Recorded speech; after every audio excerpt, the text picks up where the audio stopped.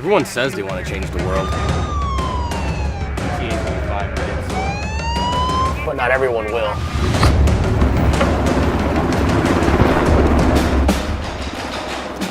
We are not everyone.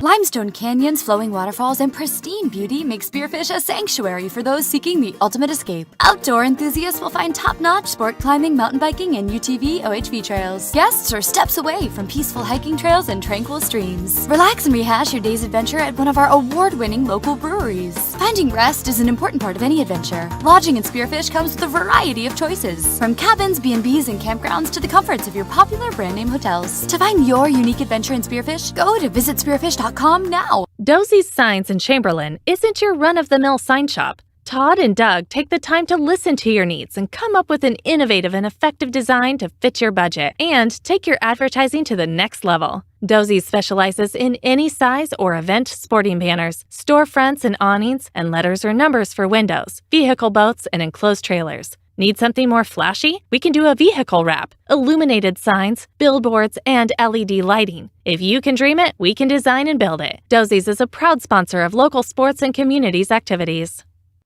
At DK Auto Repair in Pierre, we take pride in our fast and professional auto service. Our well-trained techs specialize in transmission repair, tune-ups, brake service, suspension engine repair, auto diagnostics, and general maintenance repairs and oil changes. Making sure you and your family get from point A to point Z and all points in between is what motivates us to provide you exceptional service. At DK Auto Repair, we proudly support every Pierre Governors event, the students involved, and their families.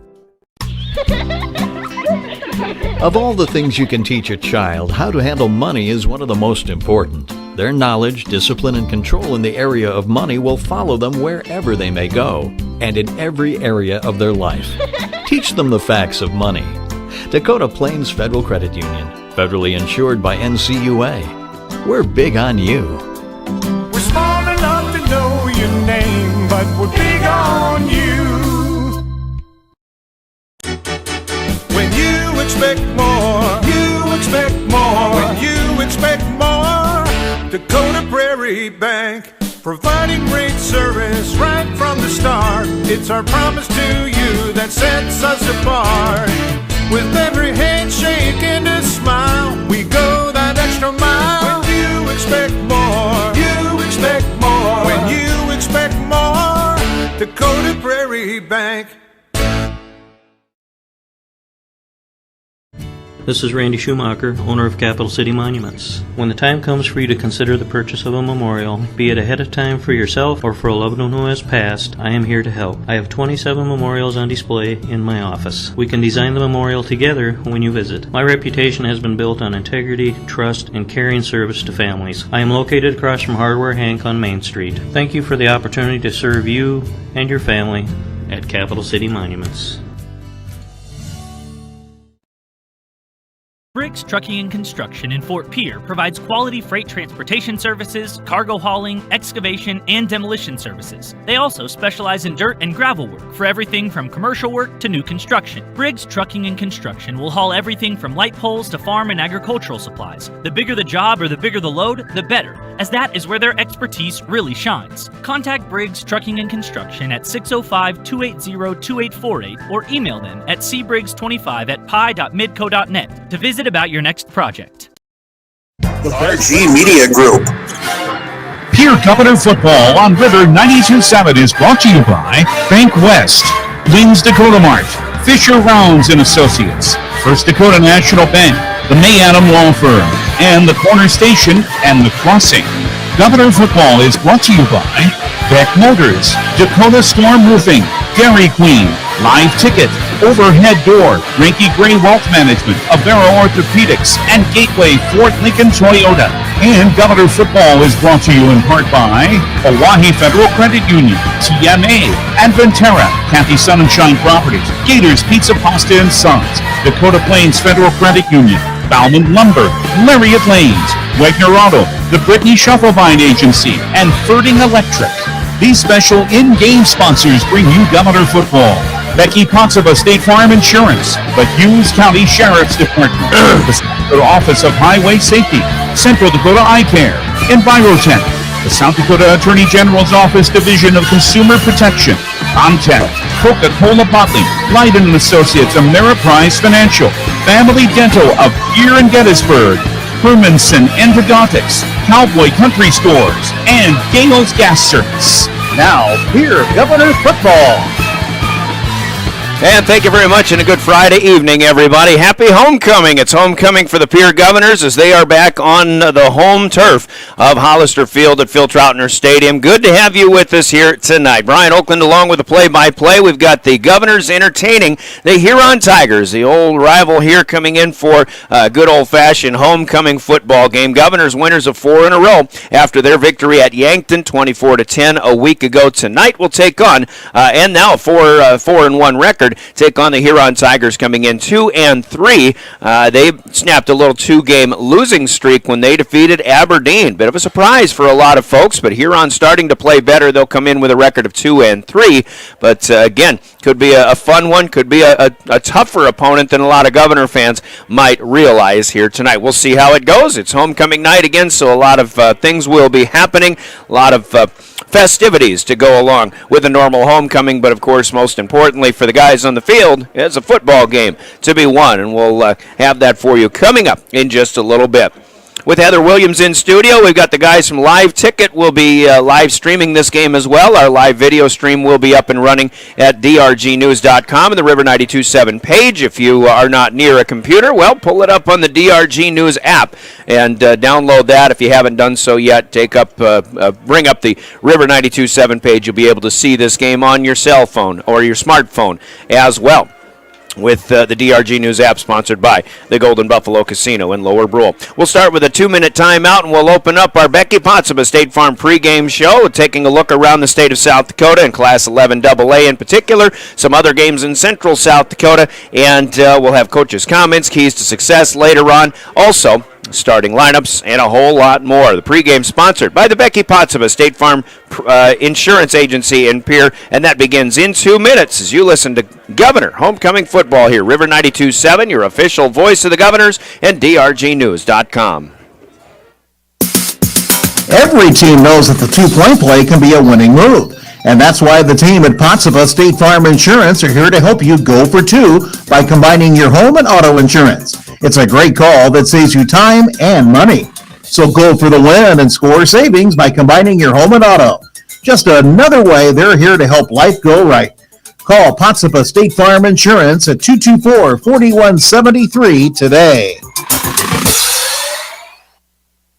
From the early days of South Dakota statehood through today's digital revolution, BankWest has remained committed to helping customers and communities succeed. BankWest Associates uphold this commitment by developing innovative products, tailoring financial solutions to customer needs, and actively supporting community causes. For a bank committed to helping you and your community prosper, choose BankWest.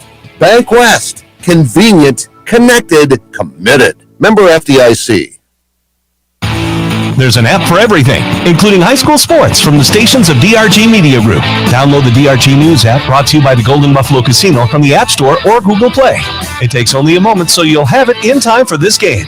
See live and archived video of all games. And when you select your favorite station during the live stream, the video will immediately pop up. See Central South Dakota high school sports on your phone or mobile device with the DRG News app, brought to you by the Golden Buffalo Casino. Download it now at the App Store or Google Play. Hi, everyone. This is Brian Oakland, the voice of the Pierre Governors on River 92.7. You know, the men and women at the Hughes County Sheriff's Office know a great team when they see one. Long hours, hard work, determination. The Govs have it, and we're proud to support them. If you want to know more about our 361 team and how you can be a part of it, log on at hughescounty.org and click on the Sheriff's tab. The The Hughes County Sheriff's Office says go Govs.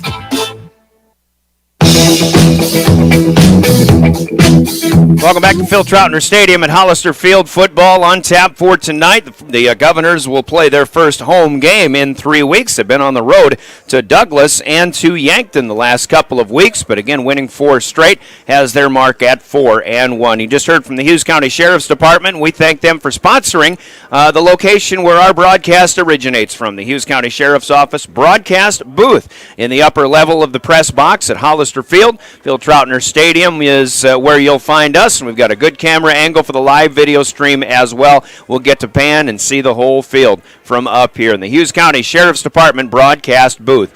Thanks to those guys, and thanks to all first responders for doing what you do. I'm Brian Oakland. We're looking forward to good things coming up here tonight. The Governors on a bit of a roll. They've had a couple of stumbling blocks here and there, but taking on a Huron team that they'll know quite well, as, of course, we see the Tigers every year. Right now, looking at the Class 11 AA standings and rankings, though, we'll look at the schedule in just a little bit, but there was one game that was played last night, and it's 11 AA Brookings against 11 AAA Sioux Falls, Washington, a game that was played at Howard Wood Field in Sioux Falls, tied at 14 at halftime, but Washington got the better of the Bobcats in the second half, and they win that game 35-14. So Brookings, who is the second-ranked team right now as far as power averages go, is 4-2. They came in actually tied with the Govs at 4-1 into the weekend. The Governors right now technically are still behind them with a 41.2 power average. Both teams looking up an unbeaten T Area, who's sitting at 43.4 with their 5-0 record. Yankton, who the Governors beat 24-10 a week ago, along with Watertown and Huron, all 2-3. But Yankton, the 4 seed right now, if the postseason were to begin. Watertown, who the Governors will welcome in here next week, is the 5 seed. Huron right now resting as the 6 seed, which, interestingly enough, if the postseason began tonight, Huron would play right here in Pierre with a 6 seed at number 3. Aberdeen Central is 3-2 off of their loss to Huron last week. But despite having a better record than Yankton, Watertown, and Huron, they are ranked below those 3 teams in the 7th spot. Mitchell right now is at 1-4. They're the 8th seed in the power averages, with Spearfish at 2-3, and Windlass, Douglas, and Sturgis in the 3 on the outside looking in right now. Here's the schedule. In addition to Sioux Falls, Washington beating Brookings last night 35-14. Of course, the Governors here hosting Huron. Meanwhile, Aberdeen plays at Watertown tonight. Those are the next 2 opponents for the Govs. T Area plays out at Douglas, and Yankton will play at Mitchell tonight. Also, Spearfish playing in the Black Hills Conference. They host St. Thomas More out of 11B. Sturgis hosts 11A Belle Fourche tonight as well. In the bigger schools, Harrisburg is at Rapid City Stevens tonight. O'Gorman playing at Rapid City Central, so a doubleheader out in Rapid City tonight, as well as in Sioux Falls, where Jefferson will play against Sioux Falls Roosevelt, and also Sioux Falls Lincoln goes to Brandon Valley in the Metro as well. You've got Central South Dakota games, some other games on DRG Media Group stations on KGFX AM. David Burrow following the Stanley County Buffaloes way out west and north up to Lemon to take on, as the Buffaloes take on Lemon McIntosh. We'll keep you updated on that. KPLO 94.5 FM has Lyman at Kadoka in a 9-man matchup tonight. Also a game tomorrow where Darren Boyle will be in Chamberlain when the Cubs host the Sisson and Redmond.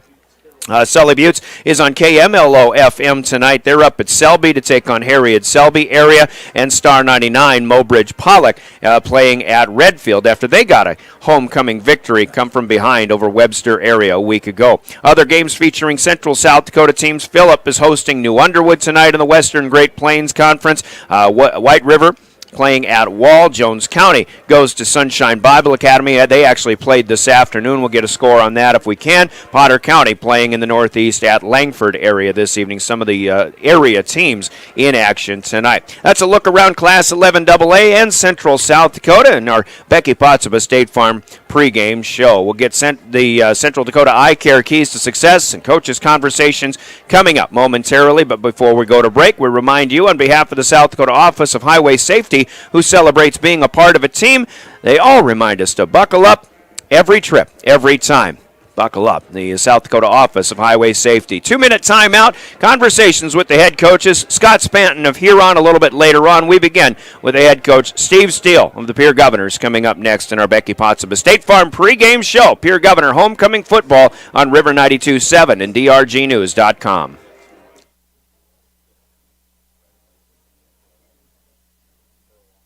Dakota Storm Roofing is a locally owned roofing company in Pierre, specializing in both residential and commercial roofing services. They can handle your asphalt shingle, metal roofing, and flat roof needs. New construction, plus all types of roof repairs. They can handle the finishing touches, adding fascia, soffit, and gutters too. No job is too big or too small. For a free estimate, call Dakota Storm Roofing at 280-9794. Go to dakotastormroofing.com or find them on Facebook or Instagram.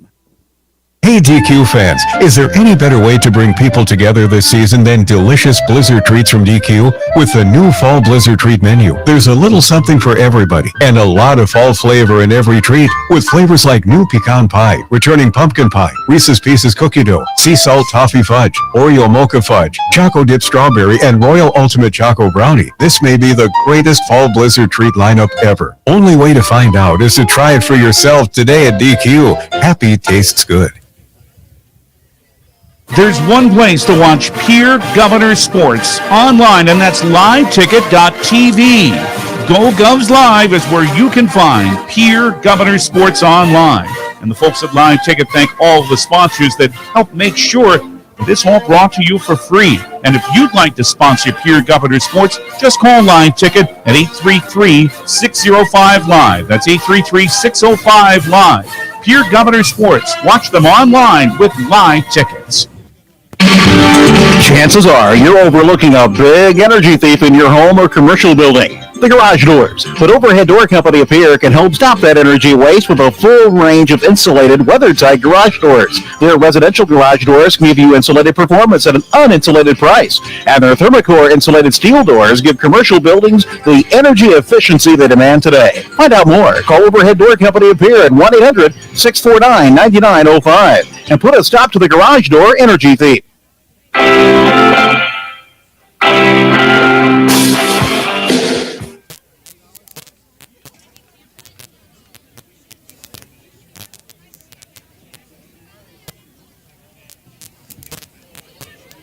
Hey, Brian Oakland back here at Riggs High, or I should say Hollister Field, suddenly trying to play our interview with head coach Steve Steele. Got a little technical problem. We got it figured out. Homecoming night with the Pierre Governors and head coach Steve Steele is you look back on a win at Yankton last week, and I was kind of curious going into that game how it would go, and you get off to that hot start, but then the offense seemed to sputter just a little bit, and it was kind of a lot of good, some questionable, so to speak, but the constant was the defense, and it was just all in all a pretty good win.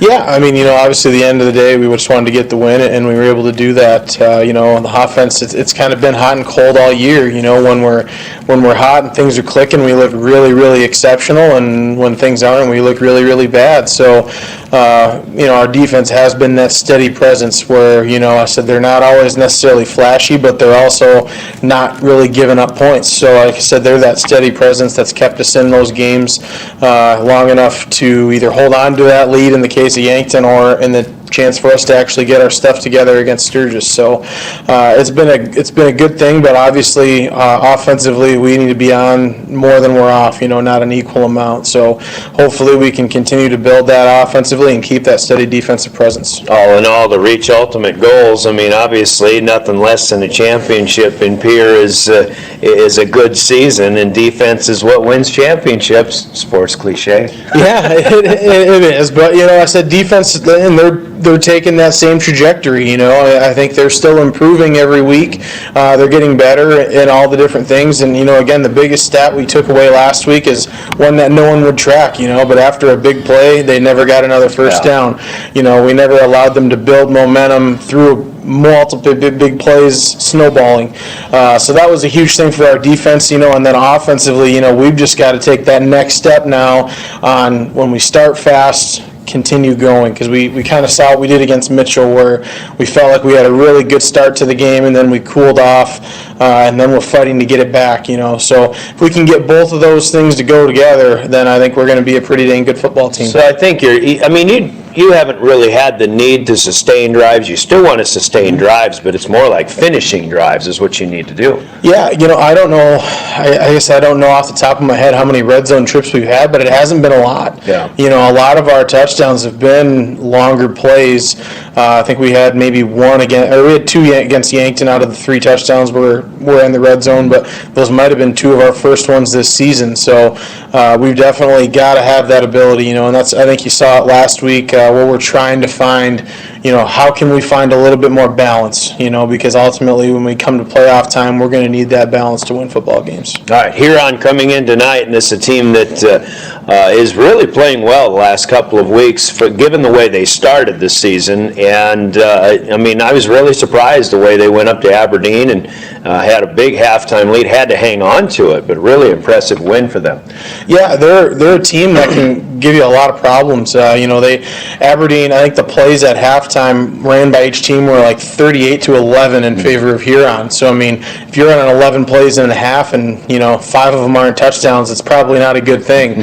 So they just have that ability to stay on the field for what feels like an eternity, but they're very disciplined in being able to do that, and being patient enough to say, okay, 3 and 4 yards is okay, over and over and over again. I think they had 2 18-play drives in the first half of that game, and those are long. 18-play drives are an eternity in a football game. So being able to do 2 of those in one half tells you the kind of team that they're able to be when they're playing their best. So we've got to make sure that we get them into some negative plays early on and can get up, because this is not a team you want to be even or behind on. I have a feeling if your offense isn't on the field for 18 plays that some of the kids might get a little impatient. Yeah, they will. And, that's part of the rhythm, too. I think that's another thing that we've struggled on this year is when we've had a rhythm and then we've had that extended break, then, some of the guys, they get cool. If you think of an 18-play drive to open the game, that's maybe an hour real time between warm-ups to when they're actually running their first play. So I said it's going to be a huge game for our defense today to try and get those negative plays early in drives, because that's what's ultimately going to change the way that they have to play. And then offensively, we've got to make things count. When there's a team that you're playing that has that ability, it adds a lot of pressure to every drive when you might only get 3.5. You look up front a little bit and looking at their roster. If there's a team out there that you're actually bigger than, it might be the Huron Tigers. Yeah, they're very similar to us in the line. They're smaller, but they're quick. Those guys are really quick. They get off the ball. They play with good leverage, and they're a running team. So their offense and defensive linemen, because they're used to doing that so much, play low and play with good leverage. So it's going to be a good challenge, and that's been one of the big things we've said all week is the line's going to determine this game. A running team, but their skill guys, their quarterback, their receivers, I think, is where a lot of that talent will lie. Yeah, the running back's solid. The quarterback's back from last year, and they've got one receiver that's a really, really good football player. So I think that's kind of been their mojo the last couple games, is kind of lull you to sleep and play some slow music and get you to nod off, and then that's when they'll take that big strike to Kranzler. So we've just got to make sure in our back end that we're not falling asleep and that we're not thinking, it's just another option or just another run, and that we're always ready for that throw. All right, other keys tonight against the Tigers then? I think the biggest thing offensively is we got to get a lead. If we can get a lead early, that'll be a huge thing for us, just to get them out of their game plan quicker. Huron's best when they can slow things down and keep the game close and drag it out. If we can get up on them early, then they have to change what they're doing, and when they change what they're doing, I think we'll have some good success. All right, Coach, happy homecoming. Good luck tonight. Thank you. Steve Steele, the head coach of the Pierre Governors, with Coach's comments and keys to success. Brought to you by Central Dakota Eye Care in Pierce. We'll hear from them, and then we speak with Scott Spanton, the head coach of the Huron Tigers, as our keys to success continue. This is the Governor pregame. The key to success starts with vision. Hi, this is Dr. Nick Marceau of Central Dakota Eye Care. Yearly comprehensive eye exams are key in detecting eye conditions before symptoms appear. Call us today at 224-6128 to schedule an appointment. New patients always welcome. The staff at Central Dakota Eye Care is proud of our area youth and support their high school activities. Best of luck in today's game. Central Dakota Eye Care, 640 East Sioux Avenue in Pierre. Better vision for a great life. All right, keys to success with the visiting head coach, Scott Spanton of the Huron Tigers here, homecoming night for the Pierre Governors, but a good role that the Tigers are on. Coach, looking back on last week, you pick up a big win up at Aberdeen, a team that's been playing pretty well, and with some of the question marks you've had maybe coming into the season and through the first few games of the season, the last 2 weeks, you guys are on a pretty good roll, and you got to feel pretty good about maybe the direction that you're heading after that win in Aberdeen. Yes, sir. I think, again, we talk to the kids every week. It's going to be a new challenge for us with the competition level that we play, and knowing that we had Watertown coming to town was a big challenge. We played well at times, but just not well enough to pull it out. So that was disappointing how it ended, but we learned from that and told them that, you're going to be a lot more games like this that are close in the end, and so learn from it and grow. And then last week we go to Aberdeen Central and play in their homecoming game, and we got off to a great start, 21-0 lead at halftime, and did exactly what we wanted on the offensive side of the ball, and that's try to control the ball, move the chains, stay ahead of the chains, and then obviously try to keep our defense off the field as much as possible. And so that worked pretty much to a T the first half, and then the second half they came out, and we knew they were going to come after us, and they did, and they had 2 big plays that we didn't take care of, and next thing you know, it's coming down to the wire. So, but again, got to give credit to our kids, fighting back, bouncing back from adversity the week before, and I thought we responded pretty well. I think you've got some pretty good leadership still back this year on your skill position, maybe some holes to fill on the offensive line, but you got to be real pleased with that defensive effort, like you say, a week ago. Right. Our defense is to the point where we know this week we're going to face a challenge with a great quarterback and great skill guys, and they like to fling it around the field, and they spread you horizontally and vertically as well, and they take their shots, so it's going to be a big challenge for us. Typically the teams that we play are a little bit more balanced in some cases, even maybe more run oriented, but those times have changed as well. We have our moments where we're playing real well, and then we just kind of stub our toe at times, but our tackling has got to improve each week.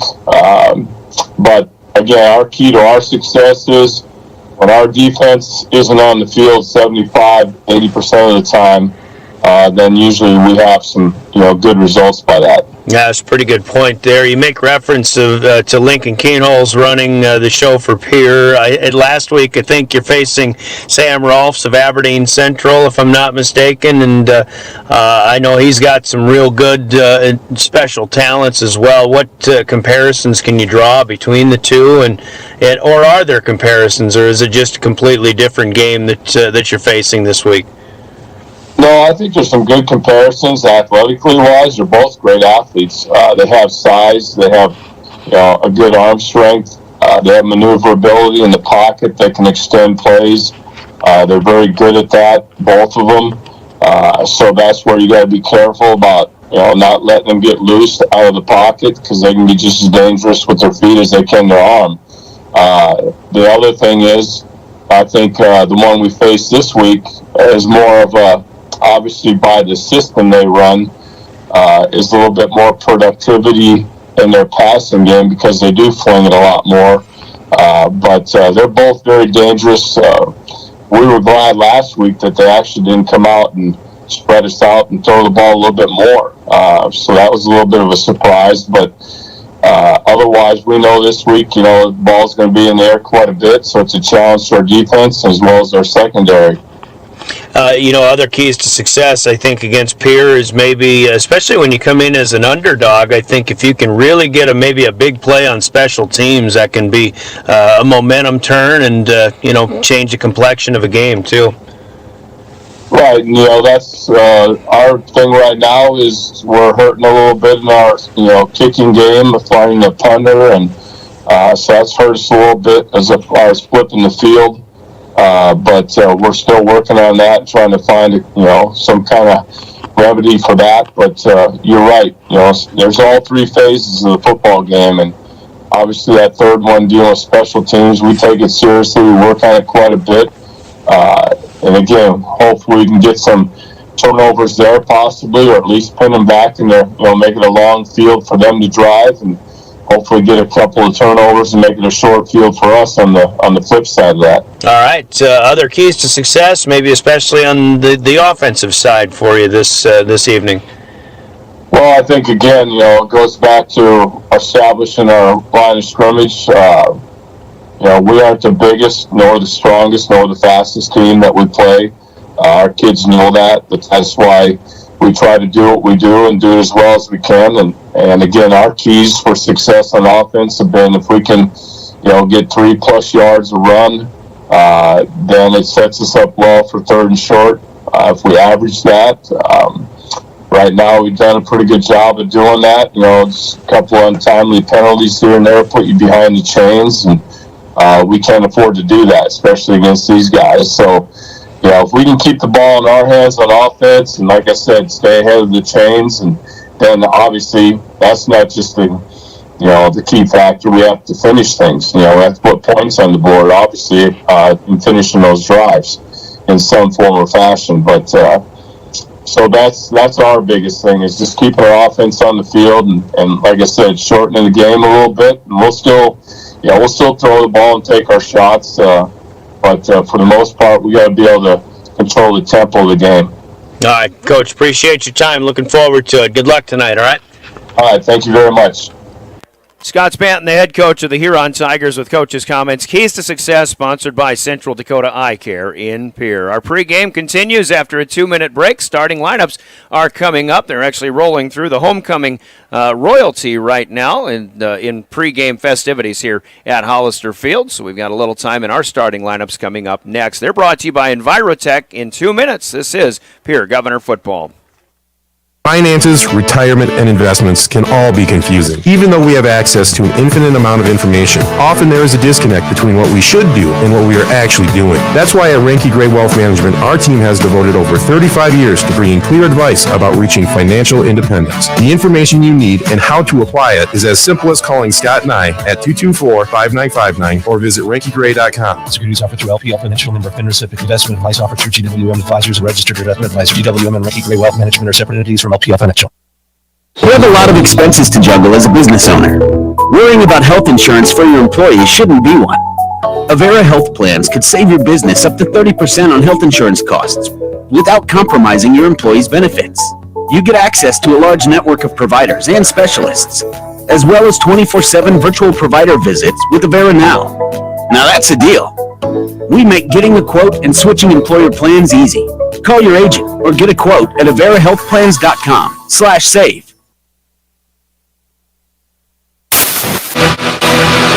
Gateway Ford, Lincoln, Toyota, and Pierre makes it easy when looking for a new vehicle.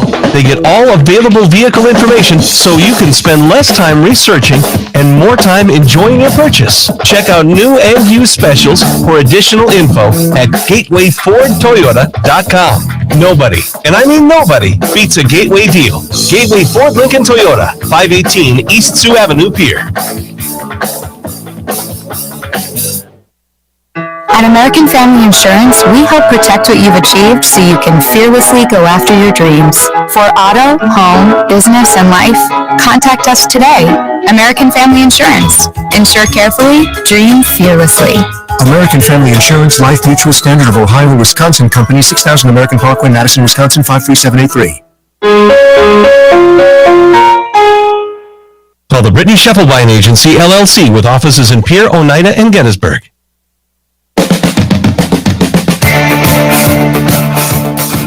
We're back at Hollister Field as we continue our Becky Potts of a State Farm pregame show. Homecoming night, the Governors hosting the Huron Tigers. Brian Oakland with the play-by-play, and we are live streaming with the help of Live Ticket at drgnews.com. Time now for the starting lineups that come to us courtesy of Envirotech in Pierre. Let's meet the Huron Tigers and their offensive unit led by Cade McNeil, the junior quarterback. The tailback behind him, actually the fullback we'll start with, is Jaden Beck. He is a senior. Quentin Llewellyn Clark is a junior in at tailback at 150 pounds. Couple of wideouts, including Gavin Moding, a small sophomore, but Max Kranzler, the senior, one to watch at 150 pounds. Very good pass catcher, and we'll see him returning kicks as well. On the line, Jackson Reno is a sophomore in at center, goes 230.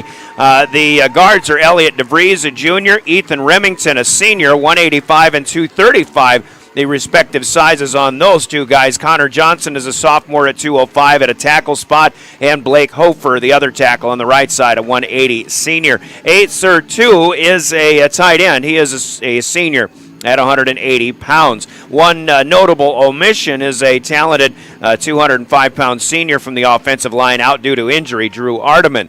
The defense, and they'll have a lot of guys going both ways. The defensive tackles go with Ethan Remington and Connor Johnson. OK2 is a sophomore at 180 pounds at one defensive end, joining Elliot DeVries. Linebackers are Acer 2, Jonathan Hernandez, a senior at 185, and Jaden Beck. Quentin Llewellyn and Cade McNeil are on the corners, and Dylan Lichty, a junior, in at strong safety. The free safety is Cashton Caudle. He is a 150-pounder.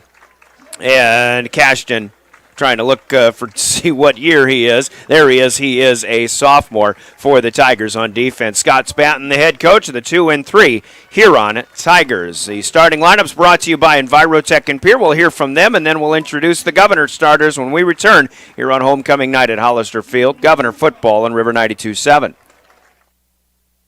Envirotech makes life a little bit simpler. No matter what the circumstances, no matter what is handed to you, Envirotech has you covered. One call is all it takes to have easy setup, easy pickup, and easy payment. Call Envirotech at 224-4804 or use their website to pay your bill online at envirotechwaste.com and use their mobile app Waste Connect, or check their website, or even get a robocall for collection schedule changes due to weather or holidays. Envirotech has you covered. Envirotech with the starting lineups. Here are the Pierre Governors starters, and mostly the same as last week. One difference, Gary Nedved starting back on the offensive line. We'll mention him momentarily, but starting at quarterback, the 190-pound junior, Lincoln Keenholz, who's leading most offensive categories in Class 11AA, not only passing and passing touchdowns, but also in rushing yards. He is the leading rusher in Class 11AA this week coming in. Tailback is Brock Mosier, a sophomore at 140 pounds. The three wideouts, all good. Cade Kaiser, the sophomore, at 175. Jack Merkwan, the junior, at 165. He's got more receiving touchdowns than anybody in 11AA so far this year. The senior at 165 is Matthew Hansen as well. On the line, the middle, the center is Matthew Coverdale. It's a sophomore at 200 pounds. Kyle Albertson, the senior, at 230. Gary Nedved, at senior, at 225. And he starts in place of Brady Getz tonight. Brady might be a little dinged up. Not sure what the issue is there. But Christian Bush, the junior, at 260. And Jaden Floor, a senior, at 215, are all on the offensive line. Jed Zabel, the tight end, at 215. He is a sophomore. The defense for the Governors starts in the nose with Hayden Espy, the senior, at 275. Jaden Floor, Gary Nedved, the tackles next to him. The linebackers, everybody performing pretty well of late. Chase Sarda had a big game in Yankton. He's a junior at 160. Dre Burnt, a junior, at 190, along with Deegan Huska, the 165-pound junior. Austin Foley, the leader of that group, the senior, at 160. And Gavin Stotts in the middle, a junior, at 210. Jaden Weeby is a cornerback, a junior, at 160. And Jacob Mayer, the junior, at 145. A lot of juniors on that defensive side for the Governors. Lincoln Keenholz still playing center field as free safety for the Pierre Governors. Steve Steele, the head coach of the Govs, assisted by Sean Lewis, Matt Thorson, Nathan Nas, Scotty Nye, Brody Gilbertson, and Adam Spohr. Those are your starting lineups brought to you by Envirotech in Pierre. The Governors take on the Huron Tigers tonight. The other starting lineup to give to you is the naming of tonight's game officials. Our law on the field. They're brought to you by the South Dakota Attorney General's Office and their Division of Consumer Protection, and we thank them, as always, for doing what is oftentimes a thankless job in officiating high school sports. And we'll give you the law on the field, and then we'll head to break as we see this Aberdeen crew coming to officiate Pierre and Huron in the Governor homecoming night. Marty Weismantel runs the show as the referee. Scott Whitlock, Mark Ulrich, John Steinwant, and Brandon Kusler, the other officials in this five-man crew from Aberdeen. So again, thanks to them for being our law on the field, sponsored by the South Dakota Attorney General's Office, their Division of Consumer Protection. Again, Marty Weismantel, Scott Whitlock, Mark Ulrich, Josh Steinwant, and Brandon Kusler, our game officials. That'll do it for the Becky Potsdam State Farm pregame show. We'll hear from the AG's office momentarily. Take a 3-minute break, but driven by the Office of Highway Safety of the state of South Dakota, who reminds us all, be safe, drive smart, and slow the drive and arrive alive. The South Dakota Office of Highway Safety. This is Pierre Governor Football, your official voice of the Governors, River 92.7 KGFX FM Pierre. We are a member of DRG Media Group, live streaming, video-wise, with the help of Live Ticket, here in the booth with us, and you can see that through drgnews.com or the DRG News app and the River 92.7 page. 3-minute timeout. We'll go 3 minutes, and kickoff still to come. You're listening to Pierre Governor Football on River 92.7. You've received a call or text message indicating there's a problem with your cell phone, your taxes, your Medicare benefits, or your utilities, and the only way to get it cleared up is to either put funds on a gift card or send cash. All of these are scams designed to obtain your hard-earned funds. Contact the Attorney General's Consumer Protection Division at 1-800-300-1986. Another red flag is the call or text comes in after work hours or on the weekend. Don't become a victim. Let Consumer Protection do some checking for you before you send any funds. From the early days of South Dakota statehood through today's digital revolution, BankWest has remained committed to helping customers and communities succeed. BankWest Associates uphold this commitment by developing innovative products, tailoring financial solutions to customer needs, and actively supporting community causes. For a bank committed to helping you and your community prosper, choose BankWest. BankWest. Convenient, connected, committed. Member FDIC.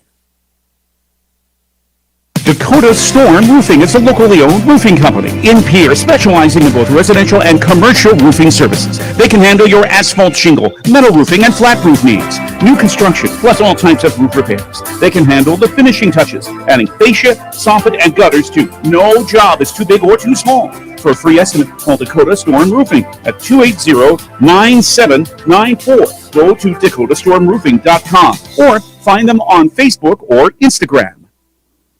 Smart grocery shopping takes a little bit of TLC. Lynn's Dakota Mart in Pierre is thrifty, local, and convenient. Lynn's Dakota Mart prides itself on their fresh produce, high-quality meats, and bakery goods. Grab some Caribou coffee while you shop, too. Lynn's Dakota Mart features a nice selection of beer, wines, and liquor. Stop at Dakota Mart Gas and save up to 20 cents per gallon every day. Take care of your prescription needs at Lynn's Dakota Mart Good Neighbor Pharmacy. Thrifty, local, convenient. Lynn's Dakota Mart in Pierre, your hometown neighborhood market. This Governor Sports Moment is being brought to you by the independent insurance team at Fisher Rounds and Associates of Pierre. The Pierre Governor Wrestling Team won 4 consecutive state Class A wrestling titles from 2015 to 2018, and they were led by Will Terman, who became the first Governor wrestler in the history of the sport in Pierre to win 4 state individual championships. He was named the NWCA Wrestler of the Year in 2017 and the Class A Wrestler of the Year in 2018. Will Terman, one of Pierre's finest. This Governor Sports Moment has been brought to you by the independent insurance team at Fisher Rounds and Associates of Pierre. Comtech has your technology solution. Check out their showroom in Pierre, located conveniently behind Walmart, and see what you have been missing. There's a large selection of TVs, sound systems, and smart speakers, PCs, desktops, and tablets, home and business security, and telecommunications systems. Comtech is your all-in-one solution for any technology needs. They wish the Pierre Governors best of luck at Comtech. Come see what you have been missing.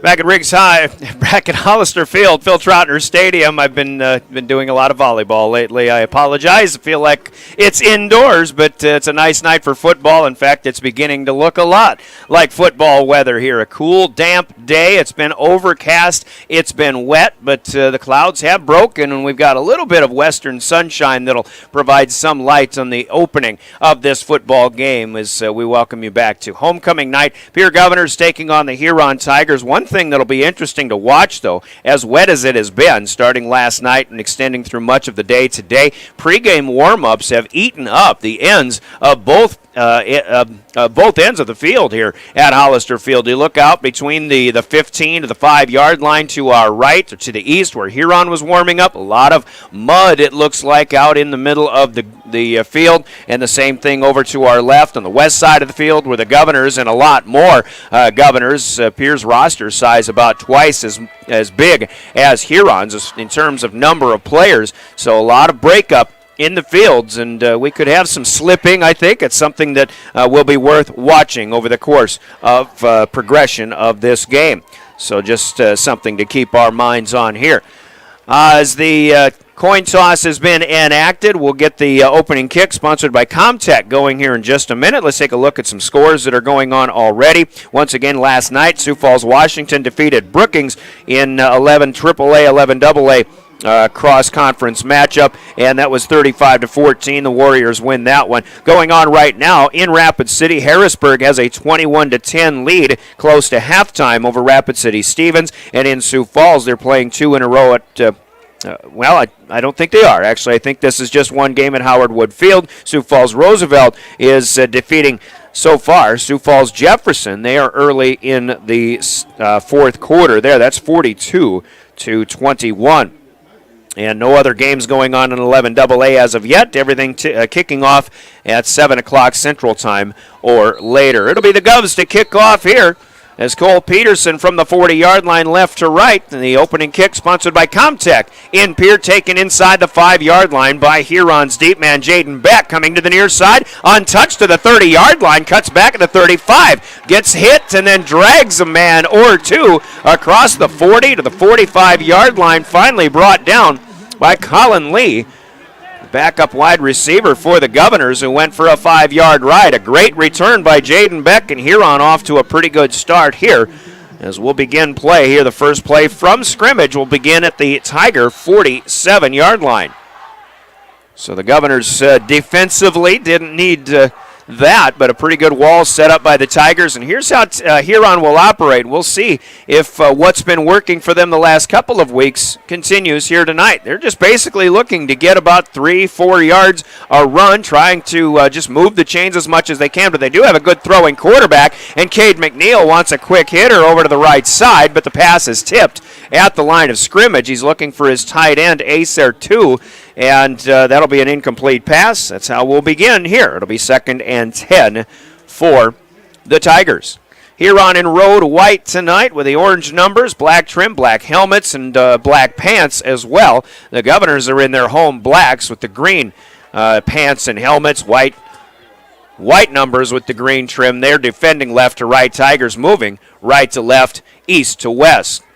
Quinston Llewellyn, the man in motion into the backfield, but the leading carrier is Jaden Beck, the fullback, and he is going to be pushed back about a yard or two, back closer to the 45-yard line, so a loss of 1 here.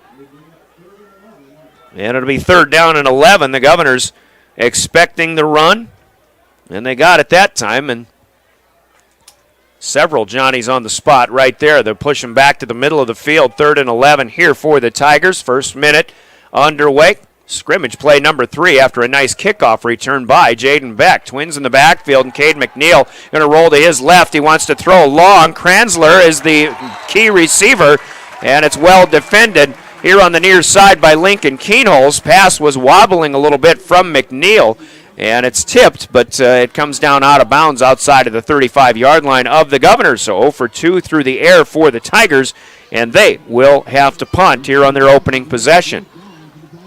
Huron a win at Aberdeen Central, 21-14 last week. Aberdeen started 3-0 on the season, but have lost 2 in a row now. The punter for the Tigers is Killian Malley. He also a backup wide receiver. Two Governors back deep, and Jaden Wiebe and Brock Mosier. Malley steps up a couple of steps, took a while, and this punt is blocked. He will get positive yards out of it, but the Governors got in on this. It'll be downed inside the 50-yard line, just inside Pierre territory at the 47, but good job by Matthew Brewer, a 180-pound sophomore offensive lineman, getting a chance to come in and make a play. The first play made, essentially, here on homecoming night in his sophomore season. So the Governors will have good field position at their own 47-yard line. 10:57 to go, just a minute gone off the clock on 3 plays and a 3-and-out by the Huron Tigers. So as usual, the Governors will start with an empty backfield. Lincoln Keenholz wants to throw right away. He'll go to the flat this time. Brock Mosier with the receive, turns upfield into Huron territory, and a pickup of about 5 to the Tiger 48-yard line. Good start on first down here. Keenholz going the short route with Brock Mosier. And it'll be second down and 5. Governors on the first play from scrimmage in Yankton a week ago just couldn't wait to maybe exploit something they knew about in that Yankton defense. They went 72 yards to Jack Merkwan over the top. Here's Mosier with the inside handoff from the pistol, but nothing doing here. The Tiger defense pushing the Governors back this time. Mosier does get the line of scrimmage, maybe even a yard. We'll put it at the 47-yard line, a gain of 1. It'll be third down and 4. Didn't see who got the tackle, but a pretty good surge by the Tigers nonetheless. 3 wide coming to the near side. That's the wide side of the field. Kaiser is the closest to the Governor bench down in front of us. Keenholz may be changing the play. 9:45 to go. Third down and 4. Passing, looking over the middle as Jet Zabel wide open. First down at the 35. He lowers the shoulder, runs over a defender, still on his feet, inside the 25, down close to the 20. Looks like they'll drop him at the 21. Big effort for the sophomore tight end, Jet Zabel, and the Governors will have a first down after a pickup of 26 yards. And just like that, in 3 plays, Pierre on the move. Zabel been a little bit quiet in the pass-catching game over the last several ball games.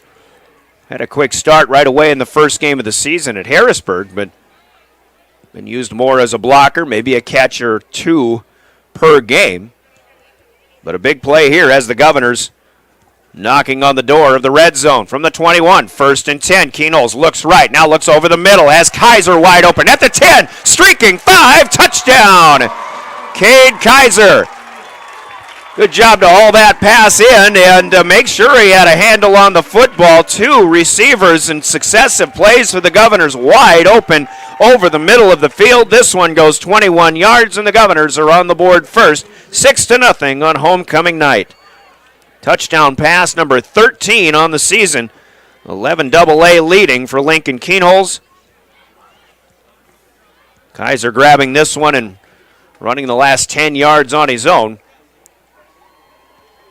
And Cole Peterson will check in to provide or attempt a PAT. And it's interesting, the Governors have moved the football over to the right so that Peterson can kick from maybe better ground here. This one will be blocked as Huron gets in there. Jaden Beck got in quickly. And again, watch that field turf situation.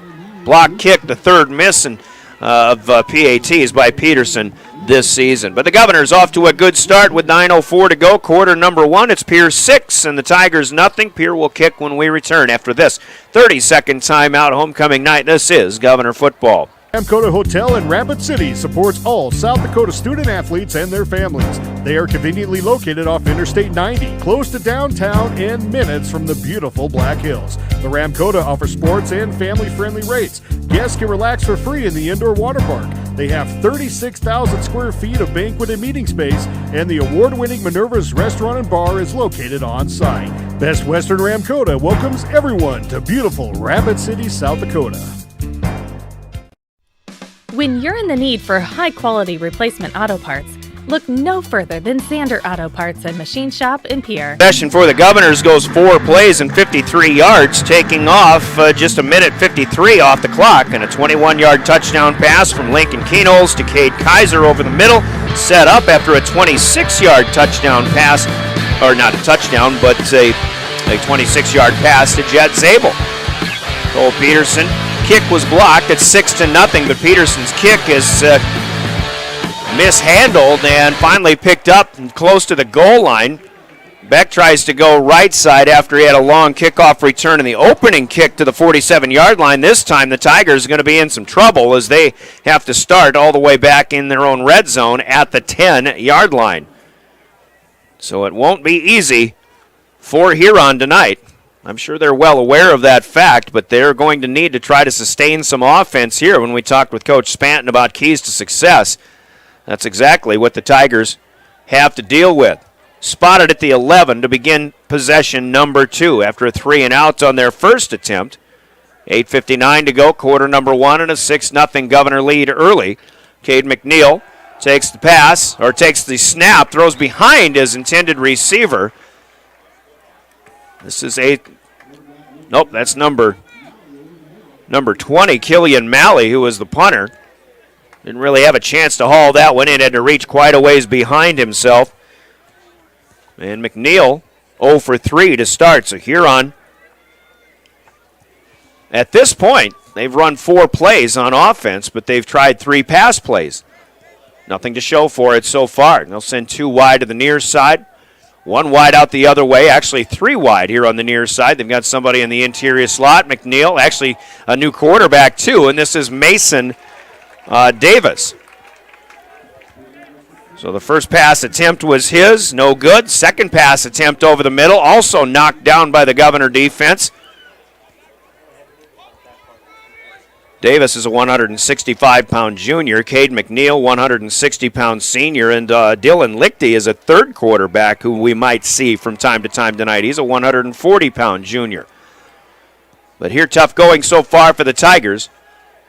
It'll be 3rd down and 10 in the mud bog that is the 10-yard line and the area around that here on the east side of Hollister Field. Now McNeil back in to throw. Going to set up a screen. A pass is caught at the 10.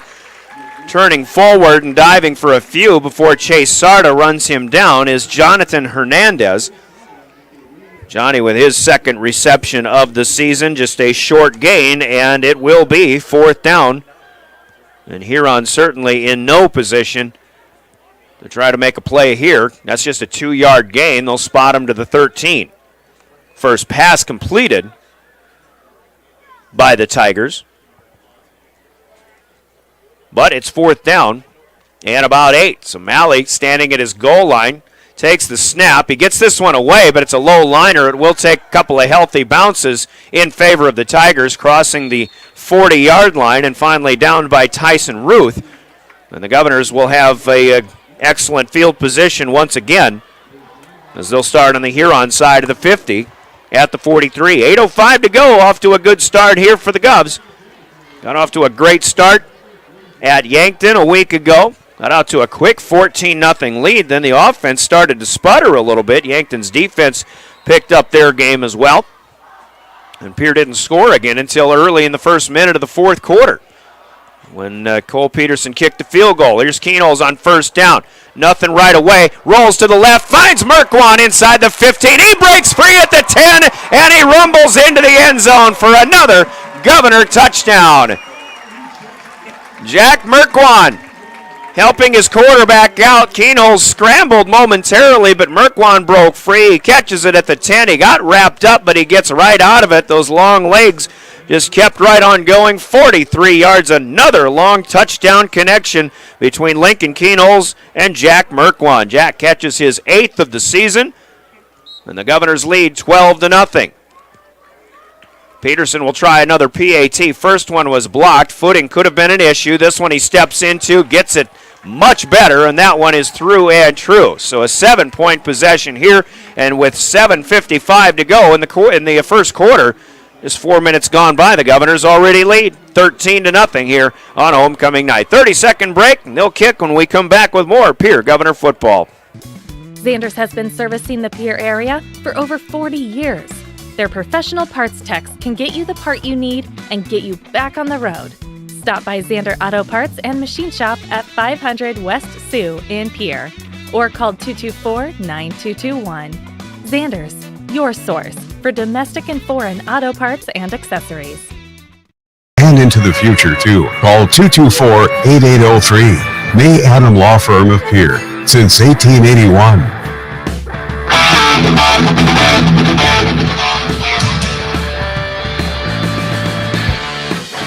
Another big pass play for the Pierre Governors. Steve Steele, when we talked pregame conversation, said they really haven't had to run a lot of plays in the red zone so far, and it's plays like that that are the reason why. Keen Holes to Merkwant, breaking a tackle at the 10-yard line. It's a 43-yard touchdown pass, and the Governors on top 13-0 on a play that went only 10 seconds after a short punt from Huron.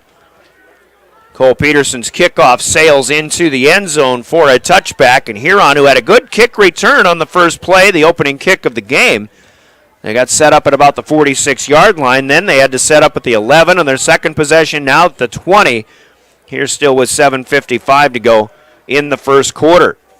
We'll see if the Tigers can start to gain some ground, but nothing doing here. The handoff goes to Jaden Beck. The Governors will push him back. Sounds like the Govs will get some people in here throughout the night. See Emmett Anderson, a 205-pound sophomore out there, one of the last to come away from the pile. So the defense going to be quite versatile, we anticipate. This first one, a loss of about 3 to the 17-yard line. Jaden Beck losing 4 yards on his first 2 tries.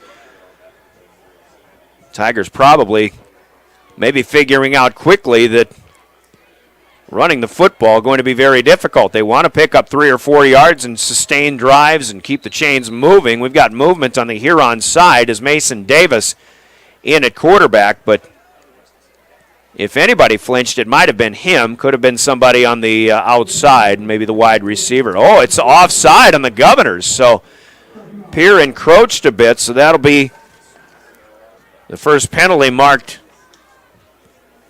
against either team tonight, and this one adds 5 to the cause, and it'll be second down and about 7 instead of second and 12. So the ball spotted up to the 23-yard line here for the Tigers. Davis in at quarterback, Jaden Beck there in the backfield with him. 2 wides left, and slot receiver wanted to direct traffic, and there's disarray all over the place on the Huron side of the football field, and Scott Spanton's going to have to call a timeout. People weren't quite on the same page, and a Coca-Cola timeout is called. Timeouts in our broadcast from Coca-Cola Bottling. Let's grab a Coke and be back in 60 seconds. We'll take the timeout with them. The Governors lead early, 13-0 on homecoming night on River 92.7. Wow, Bill, you're walking so much better. What did you do? Well, I got so tired of the pain and nearly fell. And one of my friends recommended physical therapy at Winter Physical Therapy. And you know what? My back also stopped hurting. Huh. So how did you get started? My doctor wrote me a referral, but that's not always needed. Turns out you always have a choice where you want to go. So why did you choose Winter Physical Therapy? I love to support our locally owned small businesses, and quite frankly, they give great personalized care. Winter Physical Therapy. Exceptional care. Oahe Federal Credit Union brings Deuces Wild dueling pianos to town as part of their 66th anniversary celebration. It's all happening Saturday, October 23rd at Pierce Ramcota Conference Center. Showtime is 7:30. Tickets are just $25 for a single or a table for $200. Plus, $10 from each ticket purchase goes to the Pierre Outdoor Pool Project. Get your tickets now at Oahe Federal Credit Union, 221 East Pleasant. Oahe Federal Credit Union.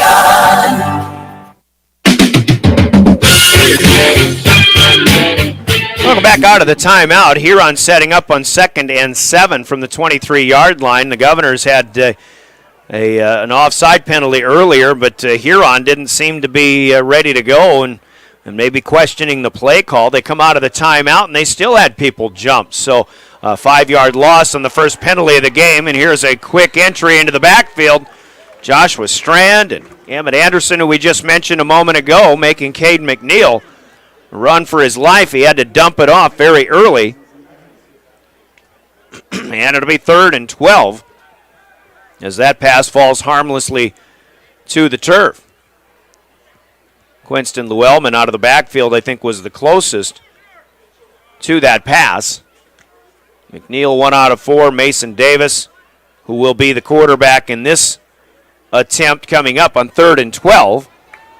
In there as well, he's 0 for 2. 7:03 to go, quarter number 1. The Governors 2 for 2, scoring. Davis throws over the middle, pass is tipped, and that was either Austin Foley or Chase Sarda. One of the linebackers got his hand on it, looked like Foley, and that might have saved a pretty good play, perhaps a potential first down pickup by the Tigers. So a couple of tip passes so far for the Governors, and another punt coming up for the Tigers, who have gone 3 and out now for the 3rd time. Killian Malik staying busy here tonight, but we'll have a whistle. And what's going on here? The officials here will come up and re-spot the football. Thought maybe the Governors might have taken a timeout the way it was developing, but that's not the case. They spot the football, and now Malik will take the snap, kicks it away. This is his best of the 3 so far, and this one will send Jaden Weeby back. Jaden stumbled, maybe slipped on the wet turf, and he has to let the ball come down, and he'll let Huron down it. Again, Tyson Ruth getting there to down this one. Good kick this time for Killian Malley, and the Governors will start at their own 39-yard line. But again, Pierre with a touchdown pass, 2 of them actually. Keenholz to Kaiser from 21 yards out. Keenholz to Merkwan for 43 yards. They lead 13-0. And with 6:50 to go, we're not even halfway through this first quarter, and the Governors have a chance to add to it once again, starting 4 wide. 3 to the left from the near hash mark. Keenholz looking that direction, throws low. Kaiser trying to pick it off of his shoe tops, unable to grab. And the first incomplete pass in 5 tries is registered by Lincoln Keenholz here. Already 4 out of 5 for 95 yards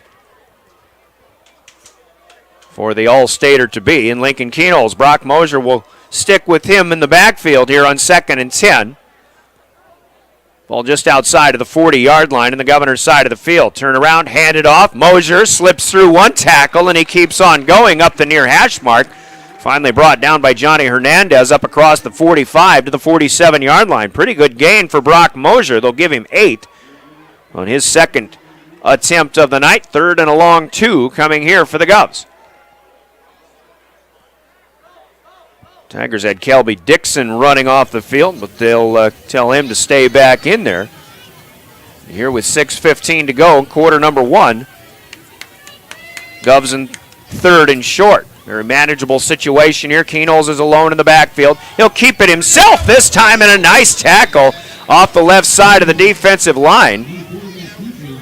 That is number 61, Elliot DeVries, who keeps the Governors from picking up a first down. Keenholz dropped for a gain of 2 at the 49, but it needed the 49.5. And the officials are going to ask for a play stoppage. I think they'll bring the chains across just to make sure. The ball, I'll tell you what, this will be close. The nose of the football looks like it's exactly at the 49.5-yard line, down in front of us here on the near side of the football field. Chain gang being summoned from the far side.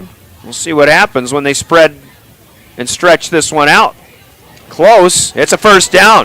Governors have it. They needed 2.5. They got 2.5 from Lincoln Keenholz. And he literally got that just by the nose of the football. So they'll go reset the chains. And this play will start with 5:49 to go. Here in quarter number 1. First 2 possessions, 5 plays and 2 touchdowns. That was the same recipe as last week when the Governors got started in Yankton in a game they won 24-10. Keenholz on first down, ready to throw, looking long, has a man out there. It's Hansen over the shoulder, grabbed at the 15-yard line. He beat 3 Huron Tigers in coverage there. That is a perfectly thrown pass. That is a perfectly received football. And Matthew Hansen, this time from 51 yards out, has a homecoming touchdown for the Governors. You just can't defend that. Huron had 3 guys in coverage, and Lincoln Keenholz drops the dime to Matty Hansen. And Hansen runs the last 15 yards, but just absolutely perfect on the part of the Governor quarterback and receiver. Here's a kick that will hook from Cole Peterson. And again, you've got to credit the turf for keeping Cole Peterson at bay. He's 1 out of 3 now in his PATs, this one missing wide left. So with 5:33 to go in the first quarter, the Governors are 3 for 3 in possessions. They lead 19-0, and we're back after a 30-second timeout. You're listening to Pierre Governor Football. Hair. The Golden Buffalo Casino at Lower Brule is proud of our area youth for their competitive spirit and participation in the various high school activities. It takes dedication and commitment to be the best you can be. It's all about sportsmanship and not whether you win or lose, but how you play the game. The Golden Buffalo Casino is your winning destination for great food and more ways to win, more often. Our youth, our future. We at the Golden Buffalo Casino say thanks for all you do.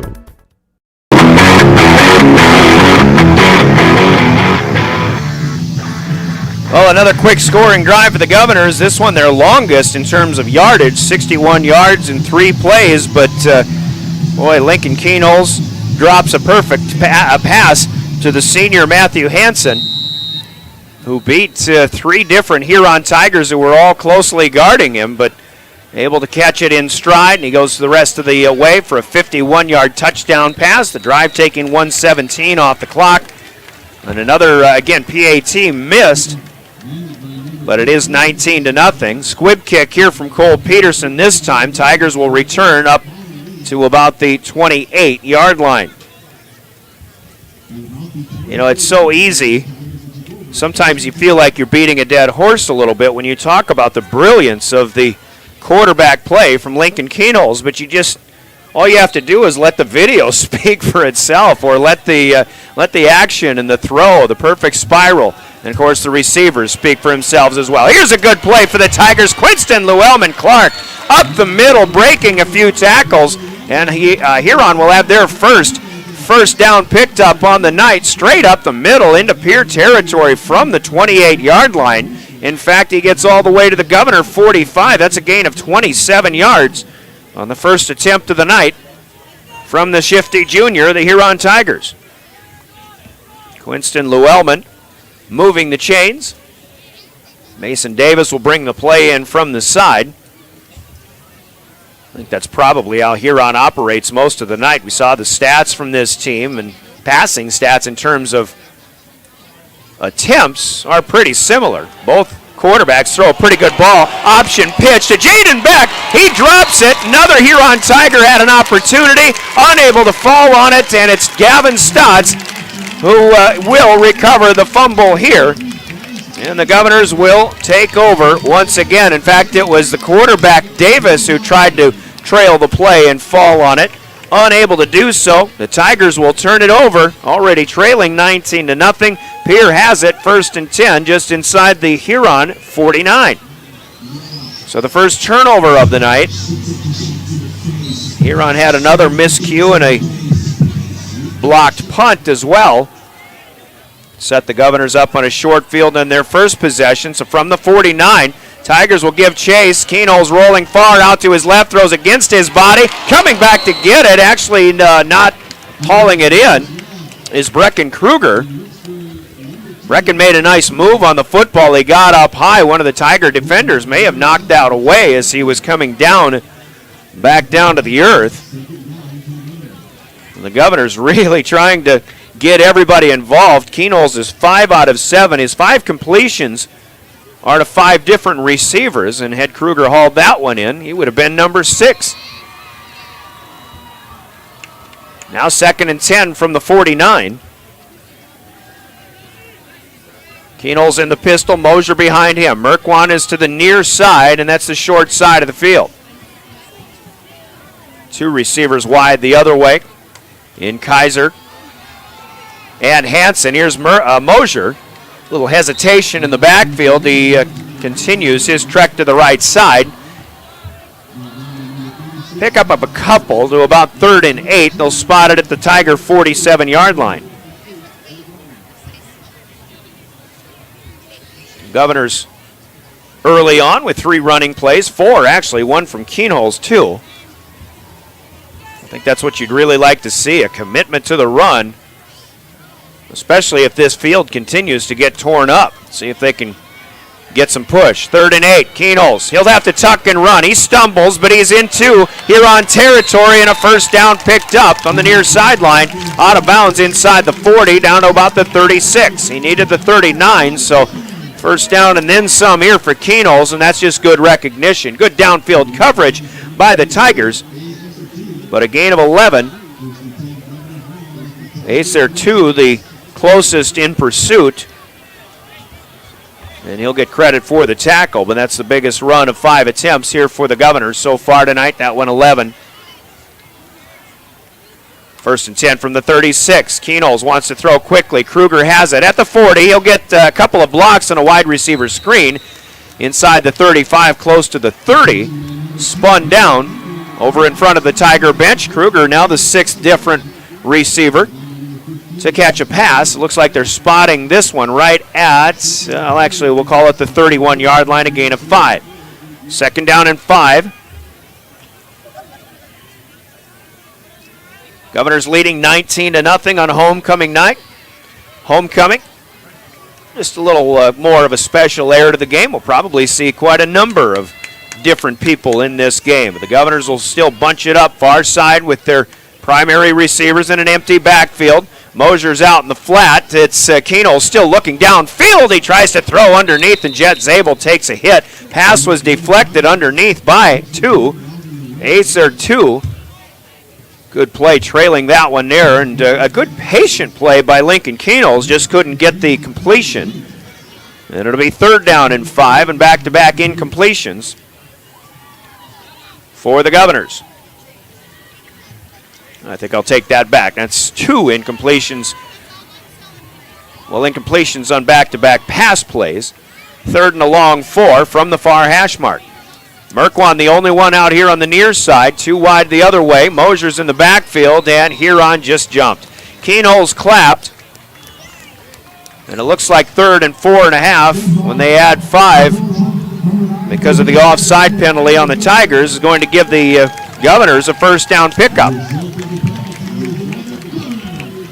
So that'll move it 5 inside the 20, to about the 26, just shy of the 25. 4 chain movements so far for the Governors. Pierre giving different looks. Now Kruger here on the far side, or on the near side. The widest of the wideouts. Hansen in the slot to the right, Merkwan wide left, Mosier in the backfield. Keenholz will step up. We've got a penalty thrown in the backfield, but Keenholz still on his feet. 20 to the 15 to the near side. It's 10 to the 5, and a touchdown for Lincoln Keenholz, but a flag thrown in the backfield, probably going to bring this one back. It's holding on Pierre. So that'll wipe away what could have been a 26-yard touchdown run for Lincoln Keenholz. But instead, the Governors will come back and commit after committing their 2nd penalty of the night. 10-yard mark-off will put them all the way back to the 36. In fact, this penalty occurred 4 yards deep in the backfield, so the spot of the football now is at the 45. That's a 19-yard mark-off? Is that possible? 4 yards behind the line of scrimmage, I could understand, but 9 yards deep in the backfield, I'm a little questioning. But anyway, first down. Well, I wonder if that was, oh, what a catch. Brecken Kruger reaching out, expecting the hit. That might have been a personal foul on the Governors, maybe a chop block. The down marker said first down at the 45. So it is about first and 25 yards, and over the middle, Keenholz connects with Cousin Brecken.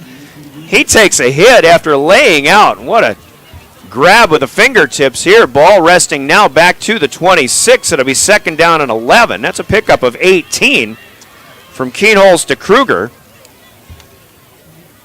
That must have been a 15-yard penalty earlier. Meanwhile, Lincoln trying to throw, looking for Kruger again, coming across the middle on a short route. Covered by Acer 2, but good chase given off of that D-line by Elliott DeVries. So, it'll be third and 11 here. Governors 3 for 3 on their first 3 possessions, but only 1 for 3 PATs. They lead 19-0. Clock stopping here in the incomplete pass. 2:13 to go in the first quarter. And we'll have a whistle here and a discussion by the officials. Marty Weismantel, the white hat, bringing his 2 line judges in. The umpire will join. And Mark Ulrich, the back judge, he'll just hang back and talk to the Huron safety. Everything ready to go now. Everybody in position, officials included. Keenholz by himself in the backfield, third and 11 here from the 26-yard line. Looks to the right, throws, long pass, and looking for Hansen into double coverage. And Cade McNeil, among others, breaking that one up. That one didn't really have a chance. So the Governors will have a decision here at the 26-yard line.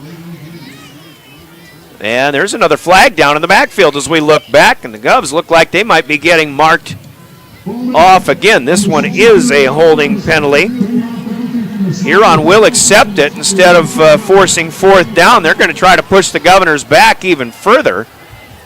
Pierre started this drive, or this sequence of downs, with a 1st and 25.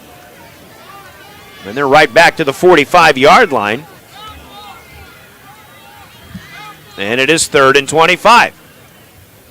Maybe 24 and a half. The line to gain looks like it's more like the 21 instead of the 20.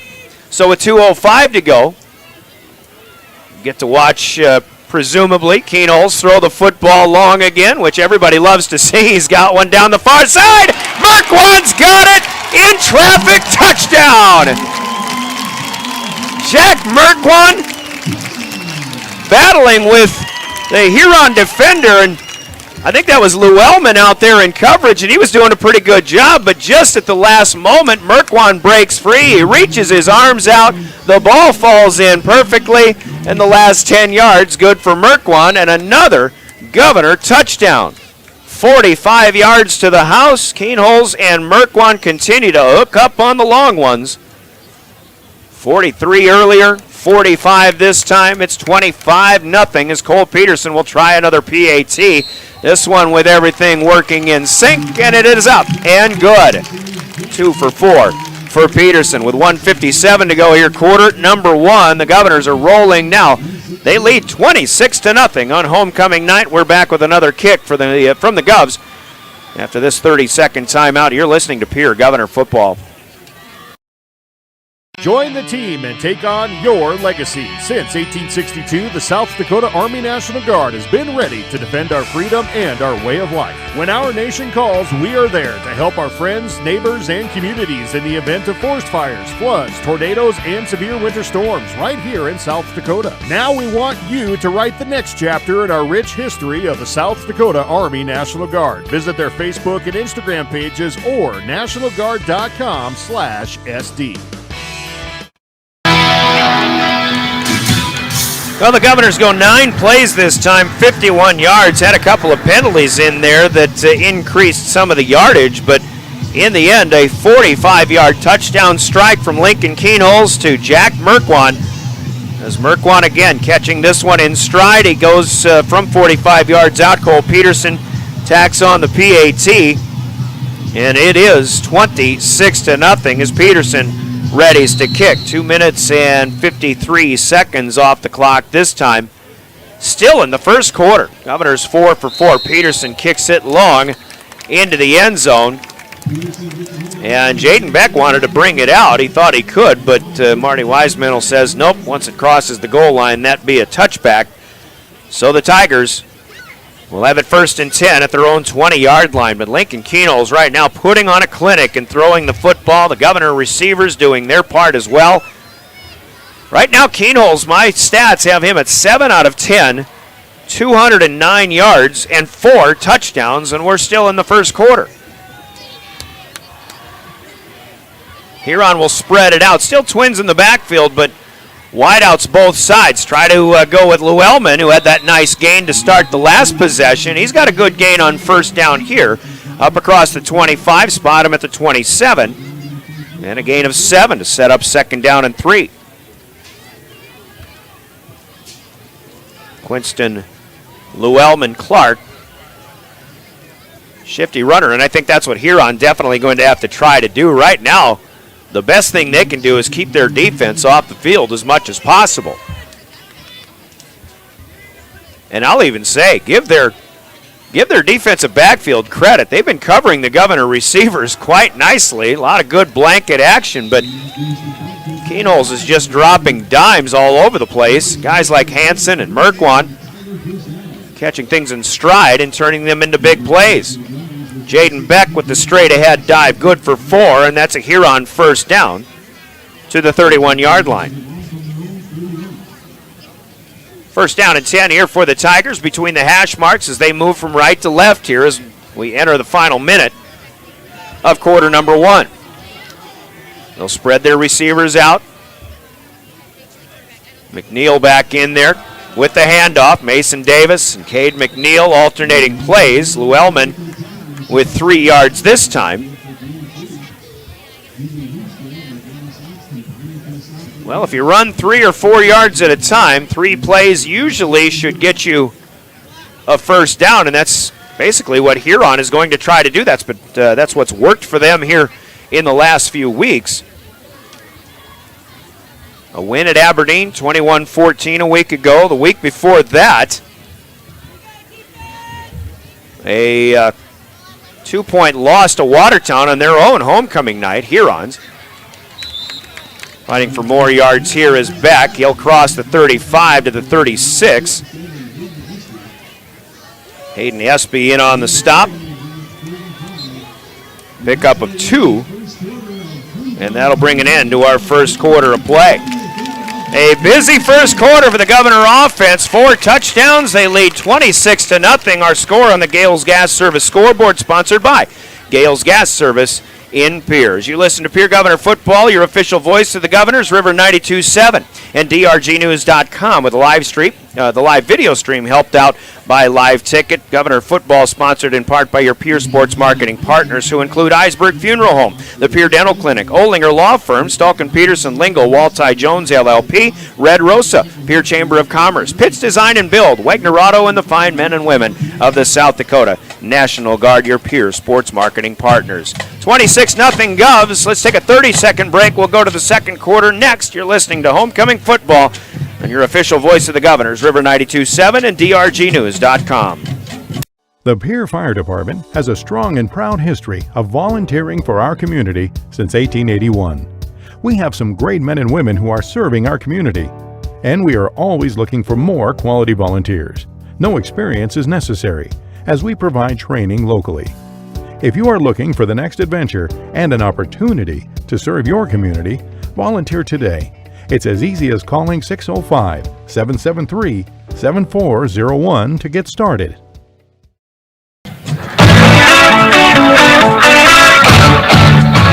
Welcome back at Hollister Field. The Huron Tigers trying to make some progress here with their ground offense. Jaden Beck, Quinston Llewellyn running. Beck on this first play of quarter number 2 from the 36 will reach the 39. Looks like he'll need one more, though, to get a 1st down, and the Tigers will have it 4th down and a yard. Hoping to cross, just to get across the 40-yard line. Nothing to lose here, even though it's fairly early in the game, trailing 26-0. Governor Band should probably quit playing here as we've started the second quarter. Fumbled snap, and the quarterback, whether it be McNeil or Davis, needs to fall on it. It was Mason Davis, so 4th and 1. The Tigers will come up empty. A loss on the play, and the Governors will have it First and 10, leading 26-0. Once again, starting on the Huron side of the field. It looks like at about the 37-yard line. So our second quarter underway. And Lincoln Keenholz and company looking to go back in action. Brock Mosier in motion. Fake the jet sweep. Keenholz looks left. Wants to throw long again. Merkwan can't get this one. And a flag will come in. Merkwan and the defender battling, similar to the last play that Merkwan caught the touchdown on. But this time he was just wrapped up a little bit too long, I believe. And we'll see a 15-yard penalty on the Tiger defense. So 15-yard advance instead of a spot foul, of course, as you would see in the bigger ranks. But still another nicely thrown ball by Lincoln Keenholz. So to the 22 it goes, and a Governor first down as they'll approach the red zone again. 11:16 to go, quarter number 1. The offense in full gear. Keenholz in an empty backfield, gets the snap, steps up in the pocket, over the middle. The pass is caught by Kaiser inside the 5-yard line. He is brought down by Cade McNeil. Good receive for Cade Kaiser. And we'll see where they spot it. Looks like down to the 2, which would be a gain of 20. And Keenholz just continues to deliver dimes all night long. That one was actually thrown more of on a thread. Kind of a wet night, but the Governors are hauling in these passes. Saw a beauty on the receiving end from Brecken Kruger a little while ago. Governors want to throw again. Keenholz, good block in the backfield over the middle, and there's Merkwan in the back of the end zone for his 3rd touchdown, and by far his shortest touchdown of the season. 2 yards, but touchdown pass number 5 for Lincoln Keenholz, and the Governors lead 32-0. 3-play drive, and again that's set up on a fumbled snap on a 4th down play by the Tigers. 37 yards in 3 plays. Peterson will try the PAT. And he's got this one. So 3 out of 5 for Cole Peterson. 10:45 to go in quarter number 2. It's now 33-0. The Governors lead on homecoming night. Another 30-second break, and we're back with more Pierre Governor football. At Ringneck Energy, their mission is to produce renewable energy that adds value to grain and livestock production, enhances the income of their investor partners, and provide a safe, rewarding work environment. Located at 901 Redwood Avenue in Oneida, South Dakota. Call 605-945-6900 or check ringneckenergy.com. A proud supporter of local schools and wishes all students the best of luck in all their activities during the school year, creating economic opportunities in our community. Well, possession number 5 for the Governors. 3 plays, 37 yards in just 39 seconds. A nice pass over the middle from Keenholz to Cade Kaiser. Sets him up at the 2-yard line. Keenholz with protection, and actually Brock Moser bailed him out because Keenholz was going to take a lick in that backfield. Huron had somebody coming around from the left side of their D-line, ready to put a hurt on, but Mosier stood him up, and that sprung Keenholz with a little more time to deliver a 2-yard touchdown pass to the middle of the back of the end zone. Merkwan hauls it in. He's got 3 catches for 90 yards now and 3 touchdowns. Jack now with 10 touchdown receptions on the season. 33-0. Peterson from right to left now. Gets this one high end over end. Stays out of the end zone. Beck will take it out at the 3-yard line. And Jaden Beck's got a return. 30 to the 40 with a flag down behind him. Slips a tackle. 50. Still going in a foot race. 30, 20, 10, 5. Touchdown for now for the Huron Tigers on a 97-yard kickoff return, but holding on the Tigers, and the flag resting back at the Huron 20-yard line. So you see the ability with Jaden Beck. Had a nice return to start this game. Got it out to the 47-yard line. This time he breaks a couple of tackles, but It is all for naught. Huron will bring it, will have to come all the way back. And with that flag at the 20, they'll mark it off 10 yards from there. So it looks like this possession will begin at the Tiger 10-yard line. 10:31 to go here, quarter number 2. The Lincoln Keenholz show in his junior year of homecoming night. Homecoming festivities will include the burning of the letters at the end of the ball game. There may be some fireworks later on too, and then they're going to play a little cornhole for freshmen through senior students too. A little tournament coming up later on. There it is spotted. They had it at the 9, but they'll move it back to the 10-yard line, so with 10.5 minutes to go here in the first quarter. That is the 4th penalty marked off against the Tigers so far here in the first half. McNeil in at quarterback. Hands it off to his left, and as he tries to option pitch, he gets hit by Dre Burnt. The loose ball is on the ground, and the Governors will fall on it. A play that just was destined for failure right away for the Tigers. Johnny Hernandez, the intended recipient of the handoff, but again, it's blown up by Dre Burnt. And Pierre falls on it inside the Huron 5-yard line. So the second fumble of the night. Second takeaway by the Governors. And they've got it 1st and 10. And let's call it the 4-yard line. Keenholz wants to throw on 1st down, and he overshoots Matthew Hansen this time. So it'll be 2nd down and goal from the 4. Hansen looked a little tentative on that, thought he might be taking a hit over the middle. Kind of like to see if the Governors can punch a running play in here, but they'll still come out with the empty backfield. Kaiser alone on the right side. Got Hansen, Mosier, and Merkwan wide left. Keenholz looking left, rolling in that direction, turns and runs. He'll dive, and it's a touchdown. Cut back up on the near hash mark. Got wrapped up at the 2-yard line, but Keenholz in his 6'3" frame able to fall forward and across the goal line for a 4-yard touchdown. Keenholz with his 6th touchdown of the night. This one's the first one on the ground. And the Governor lead is up to 39-0 now. With a chance for one more, Cole Peterson. 3 out of 5 so far. Keenholz gets the snap, puts it down. Peterson just a little one-step delivery, kicks it through, starting to get in a groove again. Updated the score. Off of the second turnover by the Tigers, it's 40-0. The Governors lead, 10:14 to go here, quarter number 2. A 30-second break and another Pierre kick when we return. You're listening to Governor Football.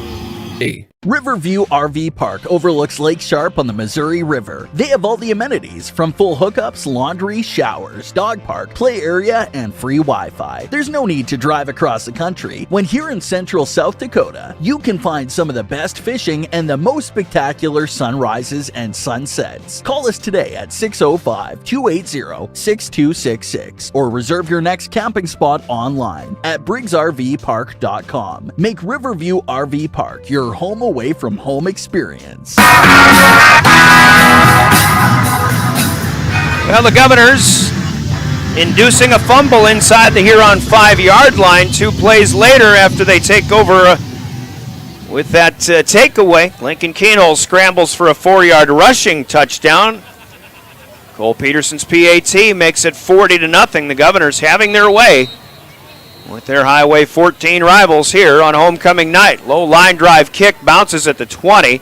Comes to a stop at the 11, picked up by Jaden Beck. He'll try another nice return after a long touchdown return was wiped away due to penalty on his last attempt, this time back up across the 25-yard line. Jaden Beck still running well. But the Tigers will have it at the 27. And it's 10:07 left to go here in quarter number 2. A couple of other games going on DRG Media Group station. Stanley County pitching a shutout so far with 5 minutes to go in the second quarter way out at Lemon. They lead the Cowboys 20-0. And on KPLO at halftime out in Kadoka, the Lyman Raiders have a 22-8 lead on the Kadoka Cougars. From the 27, McNeil. Hands off, he sticks with it. That last play was more of a run option. He pulled it back away from Johnny Hernandez. His attempt to pitch was broken up by Dre Burnt. The Govs recovered that fumble. This time Hernandez comes forward for a couple of yards. He'll be given the 29. Hernandez first carry of the night. 2nd down and 8. And again, Huron will just hope to pick up enough yardage to move the chains a time or two here, trying to keep their defense off the field. Of course, a lot of these guys are playing both ways. McNeil wants to throw. He has his favorite receiver in Max Kranzler up across the 35-yard line. Looks like this one going to be good for a first down, depending on the spot. Kranzler run out of bounds by Deegan Huska. Jaden Wiebe is there as well, and it will be, I think the near side official was saying, let's move those chains. Tigers will pick up that first down. Spotted just just shy of the 38-yard line, a pickup of 9. McNeil 2 out of 5. Kranzler has his first catch of the night. He had 2 touchdown grabs in that win at Aberdeen Central a week ago.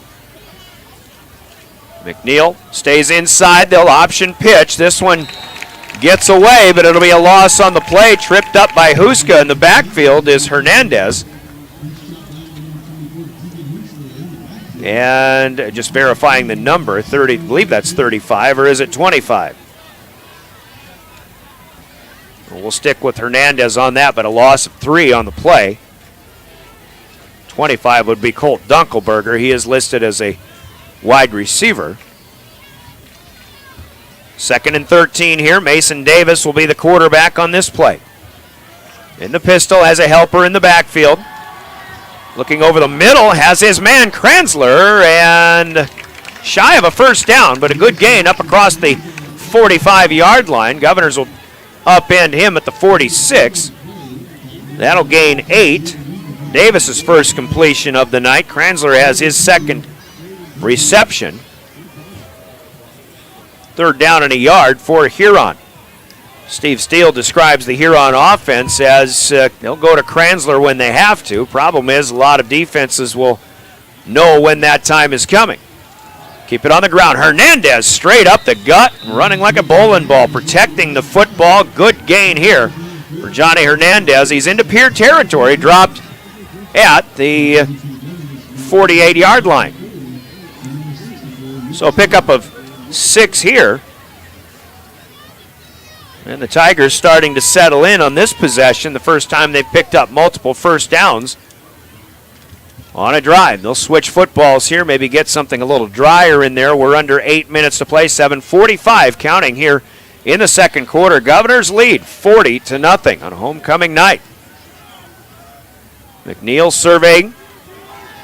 Davis it is. Wants to throw over the middle, has Jaden Beck at the 20-yard line. Huska giving chase, but Beck will beat him to the house. Touchdown, Huron. A well-thrown ball by Mason Davis. Single-man coverage, Deegan Huska, the linebacker, on the running back out of the backfield, but Beck, I believe, lined up in the pattern rather than in the backfield. That's a 48-yard touchdown for the Tigers as they are on the board for the first time tonight. Good receive by Jaden Beck. Caught that one in stride. We've seen Lincoln Keenholz making passes and beautiful throws over the top all night long so far. And now we see the Huron quarterback, Mason Davis, the junior, deliver a strike.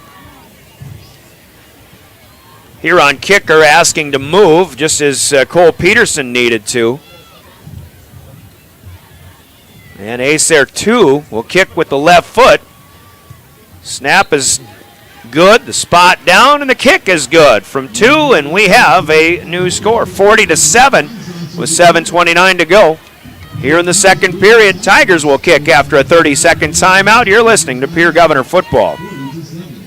Service Master of Pierre is your go-to service experts for a wide variety of cleaning needs. Since 2003, we have developed the most effective methods and products to service virtually every type of industry. We're known for our exceptional carpet and upholstery cleaning, but did you know we also offer cleaning of all types of flooring, along with providing fire and water restoration, commercial cleaning, janitorial services, and construction cleanup. Service Master of Pierre is a proud sponsor of TF Riggs Governors and Lady Govs, as well as Stanley County Buffaloes and Lady Buffs activities.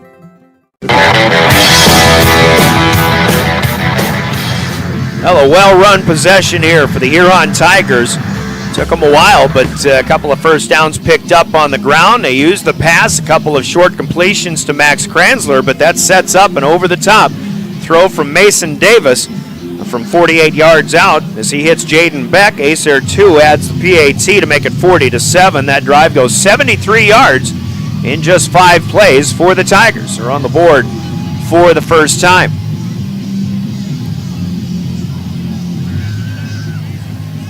Got mentioned too, the kicker, and I think I'm quite wrong on that. Nick Kleinsasser doing the kicking duties here. 88 versus 89. Just missed on the number. Now Jaden Wiebe with his first opportunity to return a kick. He'll come with a head of steam up across the 35-yard line, up the middle of the field. And the Governors will have decent field position. They're 5 for 5 so far. Actually 6 for 6. This will be possession number 7, starting at the Pier 39-yard line. 7:24 to go, quarter number 1.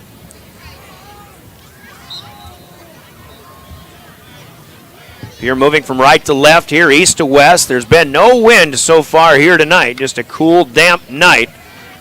Keenholz going to the air, and Merkwan broke free. Wide open, the catch is made into Huron territory at the 45-yard line. Merkwan trying to get away from the defender, but he falls down. Cashton Caudill is right there in coverage, but another good strike thrown by Lincoln Keenholz. They'll spot it to the Huron 44 and a pickup of 17.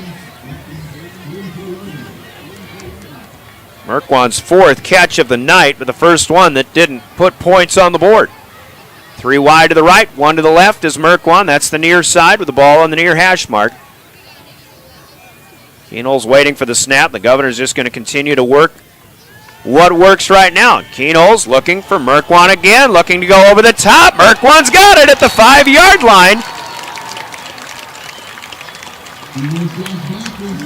And again, the Tigers, tight coverage by Llewellyn, but just got beat by a step on that one. Merkwan, after catching the football's down at the 5-yard line, so it'll be a first down from there. Pickup of 39 here. Keenholz to Jack Merkwan. And the Governors are set up, first and goal to go in at the 5-yard line once again, looking to respond. Keenholz wants to keep throwing, and he will, and this one incomplete. Good job there by Llewellyn in coverage this time. The intended receiver is Merkwan, and Jack, believe it or not, I think was looking for a flag on that play. Second down and goal at the 5. 6:39 left to play. Talk about balance with Coach Steve Steele, but the Governors aren't looking for balance here. They definitely feel very comfortable throwing the football. Low snap. Keenholz with a good receive. He'll roll to the right. Fires and hits Brock Mosier in the back of the end zone. 5-yard touchdown, Governors. As Lincoln Keenholz delivers his 6th touchdown pass of the night. Mosier's 2nd catch of the night. 15 attempts for Keenholz. He's only missed on 3 of them. It's just been like we say, a clinic put on by the Governor passing attack. That's Mosier's first passing touchdown or receiving touchdown, we should say, on the season. He had a 1-yard rushing touchdown at Douglas a couple of weeks ago. Peterson with the PAT has it up and good. They kick that one to the west, and the Governors update to 47-7 here. Still plenty of time to go first half. 6:33 in the second to be exact, and we're back after a 30-second timeout. This is Pierre Governor football. The Corner Station Convenience Store and the Crossing Pub are both conveniently located on Pleasant Drive in Pierre, South Dakota. At the Corner Station, grab your favorite hot and cold beverages and snacks while filling your vehicle up with Cenex brand gasoline. The Corner Station also features a super tunnel car wash to keep your vehicle sparkling clean. At the Crossing, grab a cold beverage and check out their selection of appetizers while watching the Stanley County Buffaloes and Pierre Governors live on their big screen televisions. Best of luck to all area students from the Corner Station and the Crossing. Well, the Governors sticking with the pass for the time being here as they go 4 plays, 61 yards, a 39-yarder to get them to the 5-yard line. Hook up from Keenholz to Merkwan. That after a 17-yard pass completion on the first play of the drive. The last one is a 5-yard touchdown from Keenholz to Mosier. And Cole Peterson's PAT made it 47-7. Another Peterson kick, a low line drive picked up by Jaden Beck. He will cross the 25-yard line up the far hash mark and stop at the 28. That's where the Governors will bring him down, and that's where Huron will set up shop once again. 6:27 to go here in the first half. Keenholz throwing for 292 so far, 12 out of 16. 6 touchdowns. Merkwan with 5 grabs for 146 yards leading the way. 3 touchdowns. Tigers got a 48-yard touchdown on their last possession. We'll see if they can get some offense going again here. And the ball's on the ground as it comes out of there, and the Governors have it. Sarda picks it up. Fumbled handoff. I think that was Hernandez who could not get a hand on it. Chase Sarda just came right out of there, and he'll make his way toward the Governor end zone again, but he will be stopped inside the 20-yard line. So the third fumble lost by the Tigers here.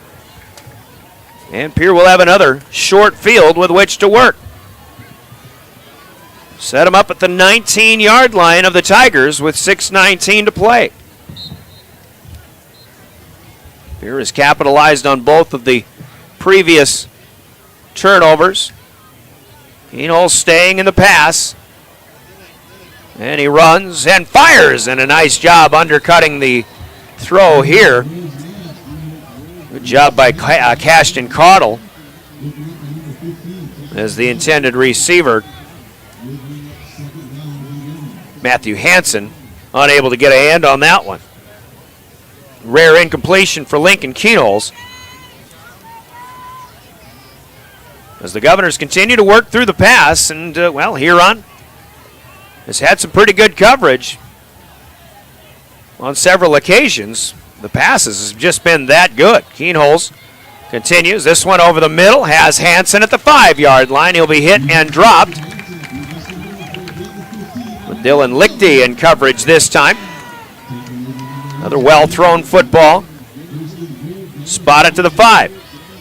Pick up a 14 on that play. Hansen with his second grab of the night. Now Keenholz over 300 yards in just in the first half alone. We're only halfway through the second quarter. 47-7. Governors looking for more. Lincoln looking left. Good protection all night long. This one through the hands of Matthew Hansen. And again, he may have been hearing footsteps. Just took his eye off of that one right there at the goal line, though.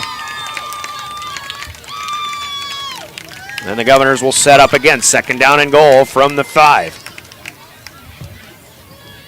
Pierre on a 4-game winning streak coming in. Big win at Yankton a week ago.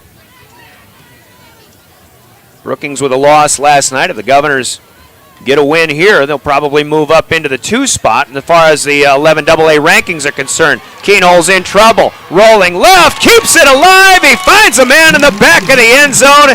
Touchdown. I believe it's Trey Lewis. Lewis in there as an extra receiver off the bench. Trey Lewis, the 7th different receiver for the Governors to catch a pass, and the 5th different receiver to catch a touchdown pass. 5 yards on the hit this time. Keenholz to Lewis. The Governors over the 50 mark. And Cole Peterson will try another PAT.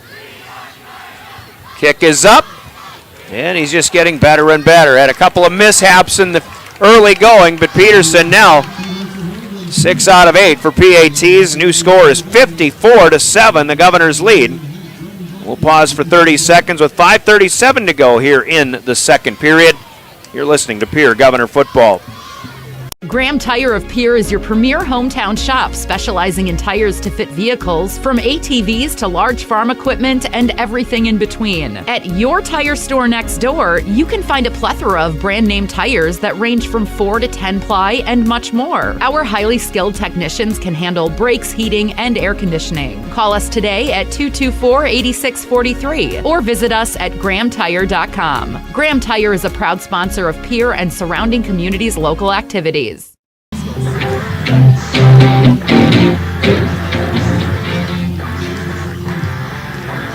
Can't imagine. Welcome back to Hollister Field here on homecoming night. The Governors take a third fumble away from the Huron Tigers, culminating in another touchdown, 5 yards from Lincoln Kenols to Trey Lewis, a squib kick that was just about ready to come to a rest, and the Tigers weren't getting to it very quickly, but Ethan Olson, 140-pound sophomore backup running back, finally gets there. Just finding out about Trey Lewis and a knee injury that he sustained not once but twice. They say playing without a meniscus right now. Who needs it? He's catching touchdown passes just like everybody else in black and green tonight. It has been quite a night for the Govs offensively so far here on homecoming. Huron will come again, owned from their own 22-yard line.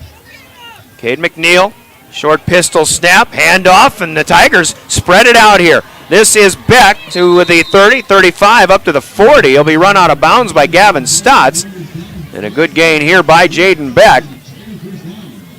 Beck's had a lot of good individual efforts here so far. Spot him up to the 43-yard line. That's a gain of 19. That's his longest run of the night. He did have a 97-yard kickoff return that could have been a touchdown, but a holding penalty negated that.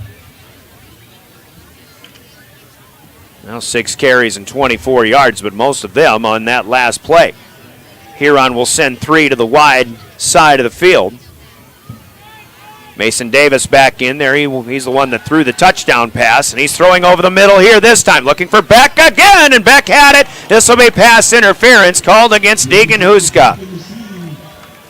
Another nicely thrown ball by Mason Davis, and just an effortless flip of the wrist.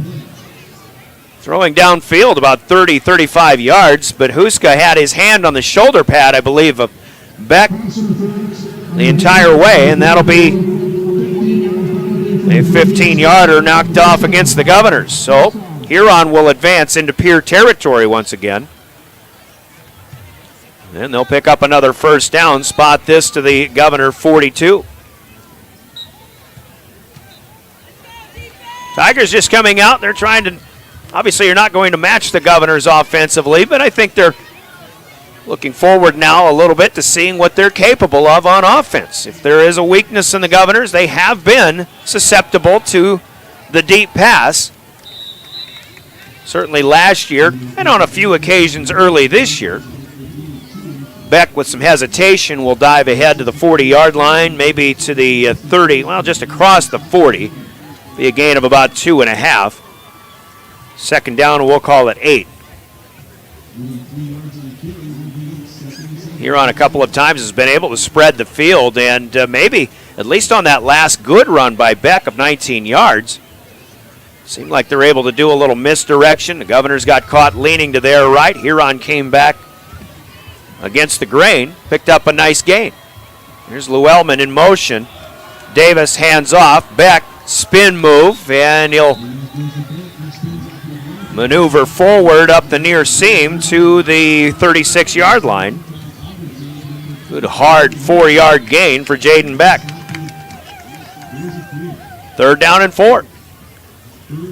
Tigers started the season. Their most lopsided game of the year was a 41-2 loss to open the season. That was against Yankton. Second game they beat Spearfish 34-9. Then they were shut out by T-Area 36-0. And then that 2-point loss on homecoming night 2 weeks ago in Huron to Watertown before their second win of the year last week at Aberdeen. We've got movement. Elliott DeVries is going to flinch. The Governors seem to change their defensive setup, but they didn't break the neutral zone, and Elliott DeVries with a false start. Mark Huron from 3rd and 4 back to 3rd and 9 at the 41-yard line. Under 4 minutes to go here. We're in the second quarter.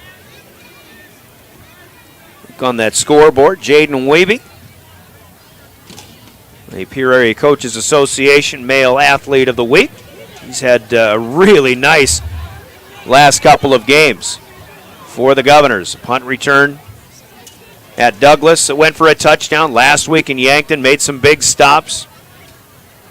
Big games from the linebackers as well. Here you got Jack Merkwan playing defensive back for Pierre.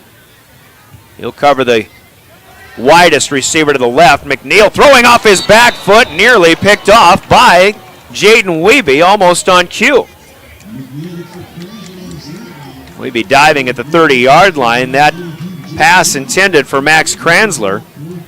It'll be 4th and 9 here for Huron, as they have it at the 41-yard line. 54-7. The Governors' passing offense has been electric so far tonight.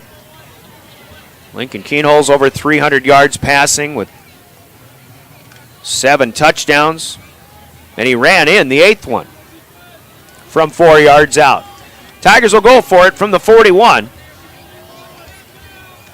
McNeil, the quarterback.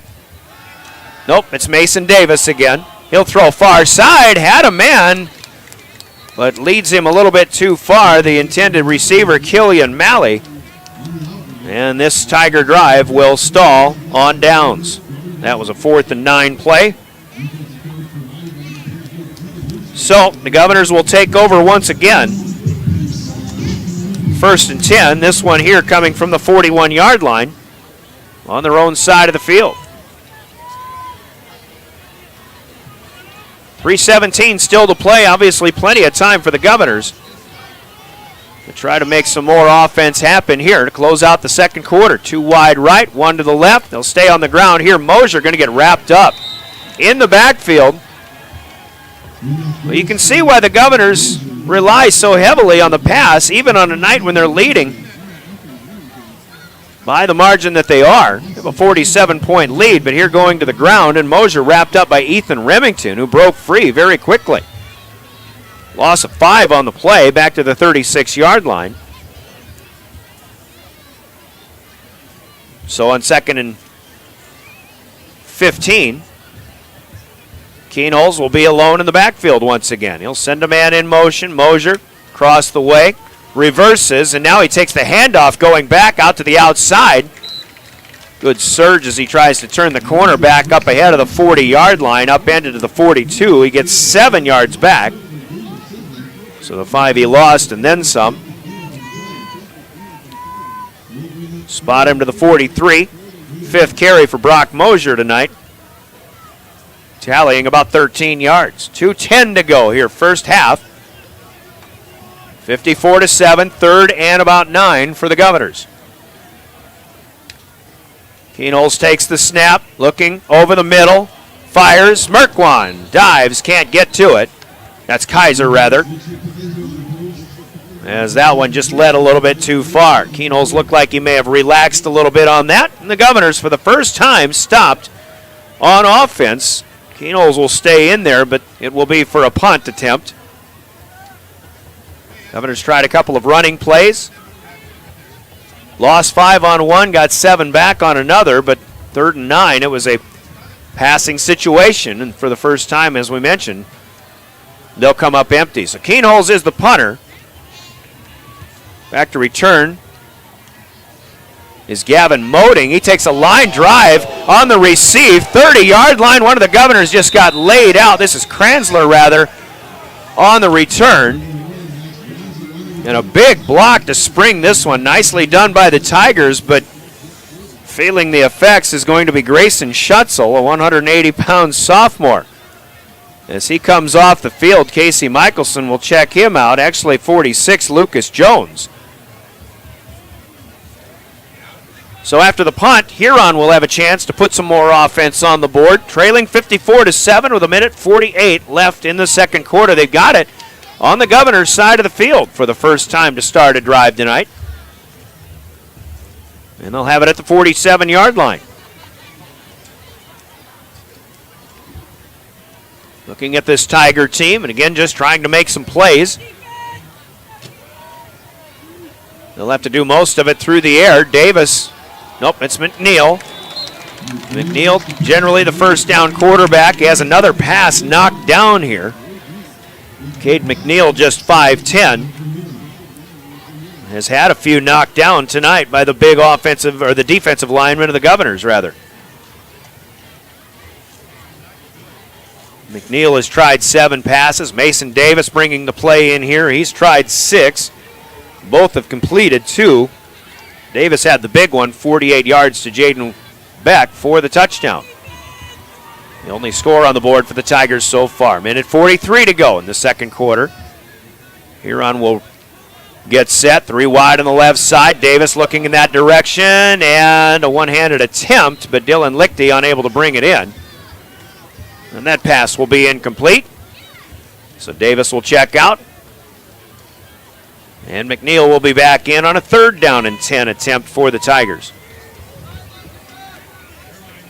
46-yard line of the Governors here. Spot of the football, driven by the Office of Highway Safety of the state of South Dakota, reminding us all, if you leave sooner, drive slower, live longer. South Dakota Office of Highway Safety. This is Pierre Governor Football, your official voice of the Governors, River 92.7.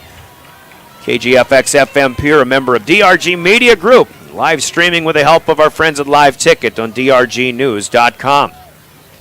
Near hash mark 3rd and 10. Here comes McNeil looking to throw. Single coverage, and Kranzler got a step on Wiebe, but Jaden Wiebe, the Pierre Area Coaches Association Athlete of the Week, sticks a hand up there and knocks it down. A perfect job by Wiebe and a pass defended.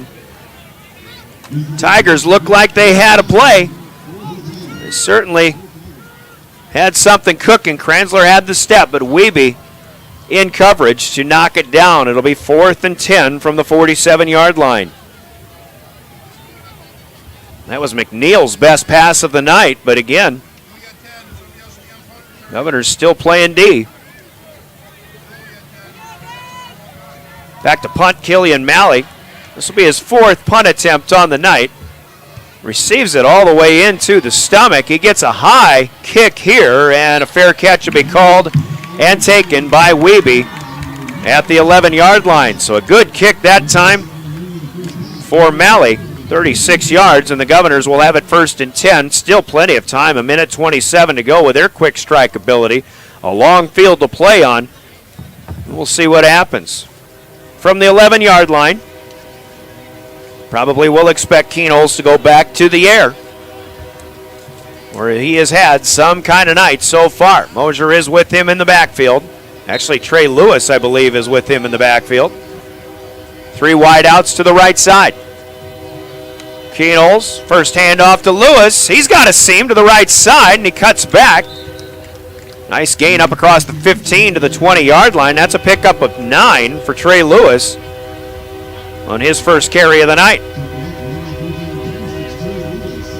Lewis, the sophomore, weighing in at 175 for football season this year. He'll probably try to cut some of that once we hit wrestling season, but 2nd down and 1 here. Got to move the down marker on the far side. Lewis gets the call again, and he's got a 1st down and then some. 25-yard line, wrapped up, dragging a couple of Tigers to the 28. Trey Lewis with a couple of nice runs here.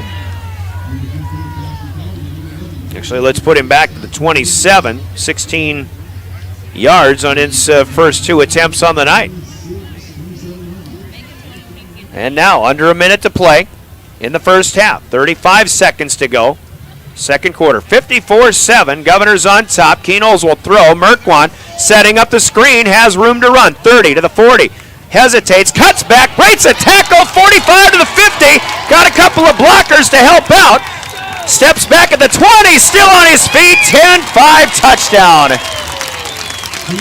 Jack Merkwan goes the distance on a wide receiver screen, 73 yards to the house.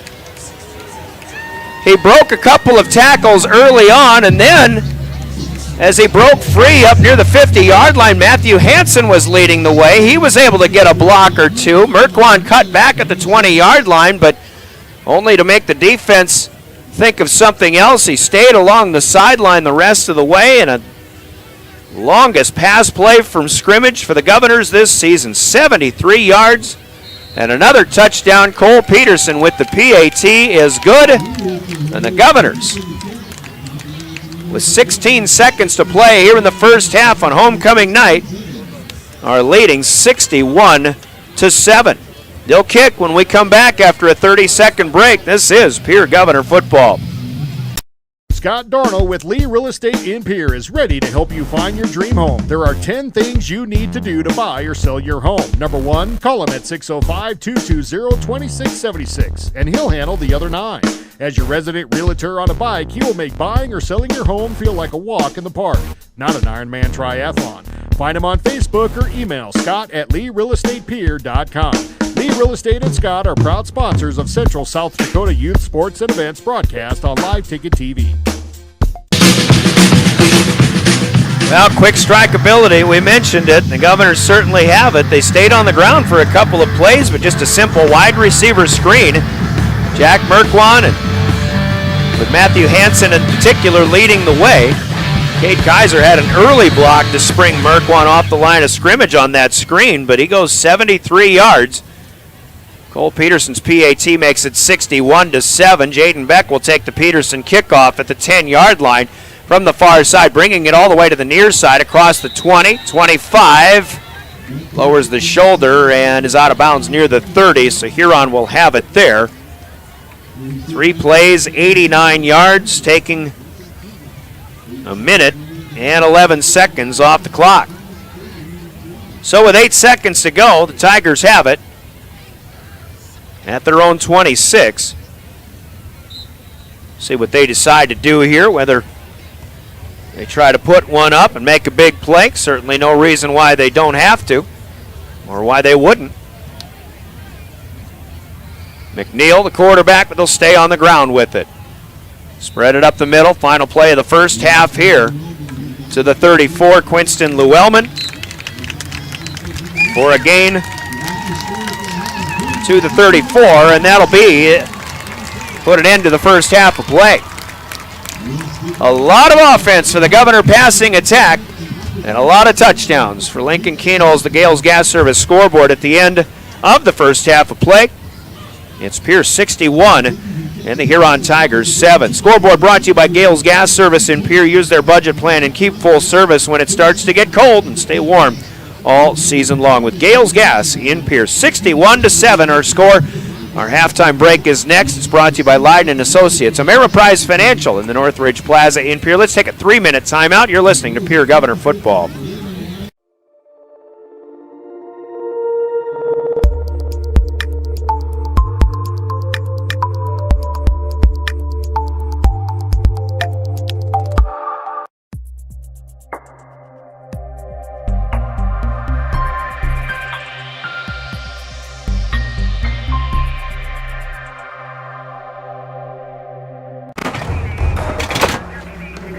Everyone says they want to change the world. But not everyone will.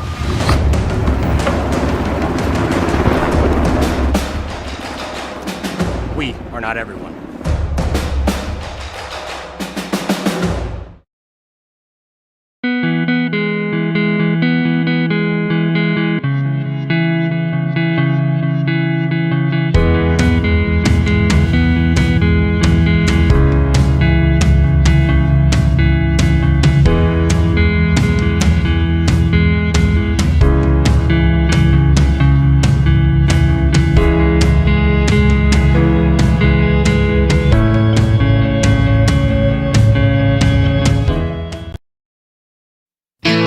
As community bankers, BankWest employees are deeply committed to supporting local causes, growing the local economy, and creating local opportunities.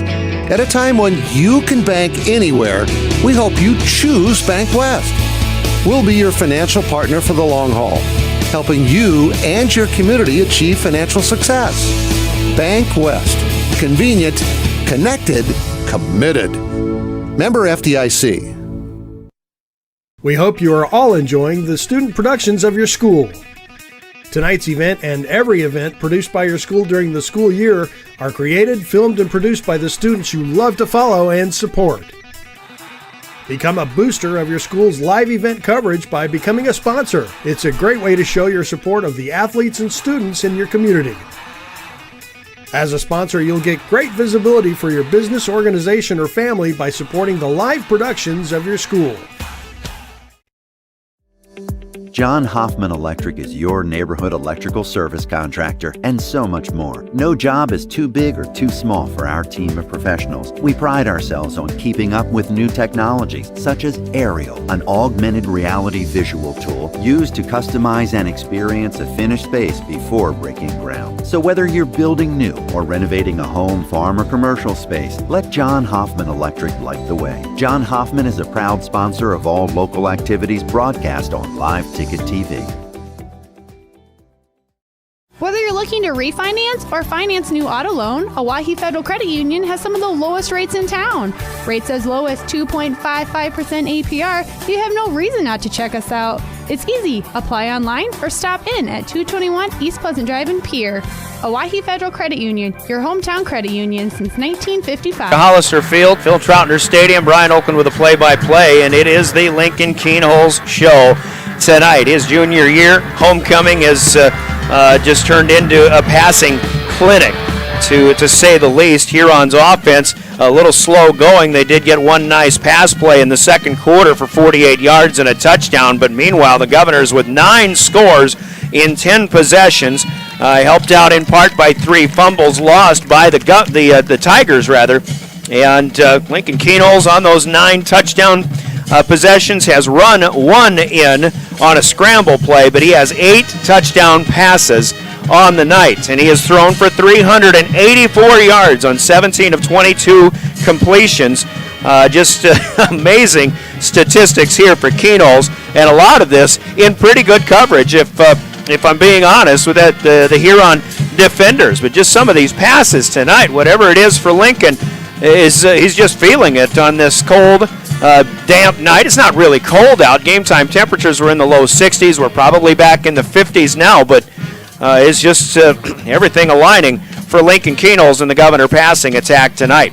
Here's what happened so far, and the Governors blocking a punt by Huron on the first possession of the night. Their first possession was ended with a 21-yard touchdown pass over the middle to Cade Kaiser.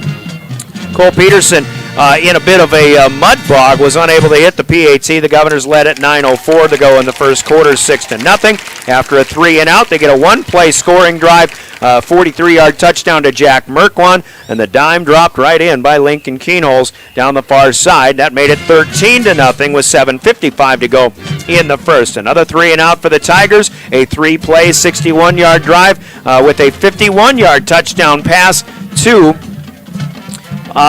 Matthew Hansen from 51 yards out. The kick was wide left by Peterson. 5:33 to go in the first quarter. The Governors led 19-0. Then Huron fumbled for the first of 3 times. On their next possession, the Governors did take a 9-play scoring drive to go 51 yards in 2 minutes and 53 seconds, but Keenholz to Merkwan, 45 yards out, and that made it 26-0 still.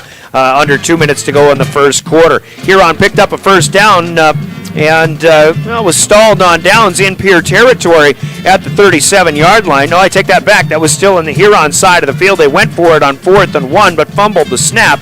Lost a couple of yards. The Governors go 37 yards in 2 plays.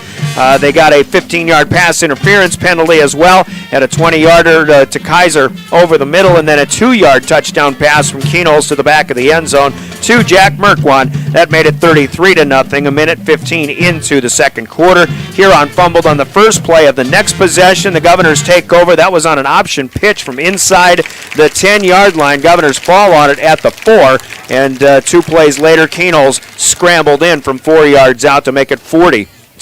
Huron comes back at the 27-yard line with 10:07 to play. They get a 5-play, 73-yard scoring drive, and that took 2:36 off the second quarter clock. Pretty pass from Mason Davis to Jaden Beck over the middle in single coverage, 48 yards. The distance on that one.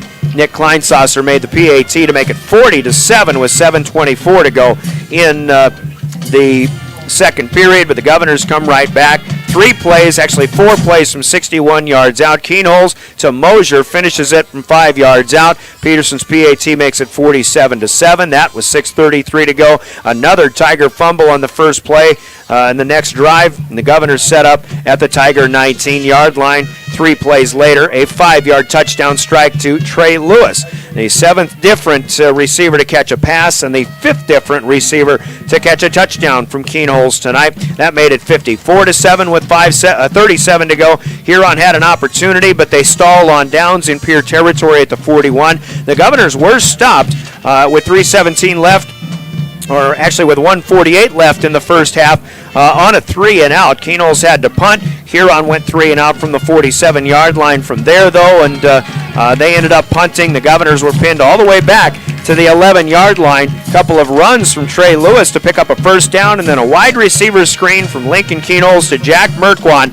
Little help from guys like Cade Kaiser and Matthew Hansen all the way up the near sideline. It goes 73 yards for the longest touchdown play for the Governors so far this season. The 8th touchdown pass of the night for Lincoln Keenholz. The 4th touchdown reception for Jack Merkwan. That made it 61-7 with 16 seconds to play. That's where we are right now here at the half. Halftime, by the way, brought to you by Leiden & Associates, Ameriprise Financial in the Northridge Plaza in Pierre. The Pierre Marching Band and Flag Corps unit performing at halftime here on the field, entertaining the homecoming crowd. Let's start with rushing stats, and then we'll keep you in suspense for some big numbers coming up when we look at the pass. 46 yards rushing for the Governors, all told on 10 rushing attempts. Brock Mosier has 5 carries for 13 yards. Trey Lewis has 16 yards on his 2 carries. Lincoln Keenholz 3 keepers for 17 yards, including a 4-yard touchdown. But Keenholz through the air,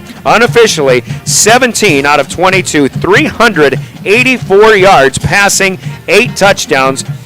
21 yards to Kaiser, 43 yards to Merkwan, 51 yards to Matthew Hansen, 45 to Merkwan, 2 yards to Merkwan, 5 yards to Brock Mosier, 5 yards to Trey Lewis, 73 yards to Jack Merkwan. The touchdown strikes there. 384 passing, 46 on the ground. That's 430 total yards of offense for the Governors here tonight. They were penalized 4 times for losses of 45 yards, and the Governors picking up 1, 2, 3, 4, 5, 6, 7, 8 first downs along the way, not turning the ball over, which Huron did actually 3 times. For the Tigers, they have picked up 76 yards of offense on the ground.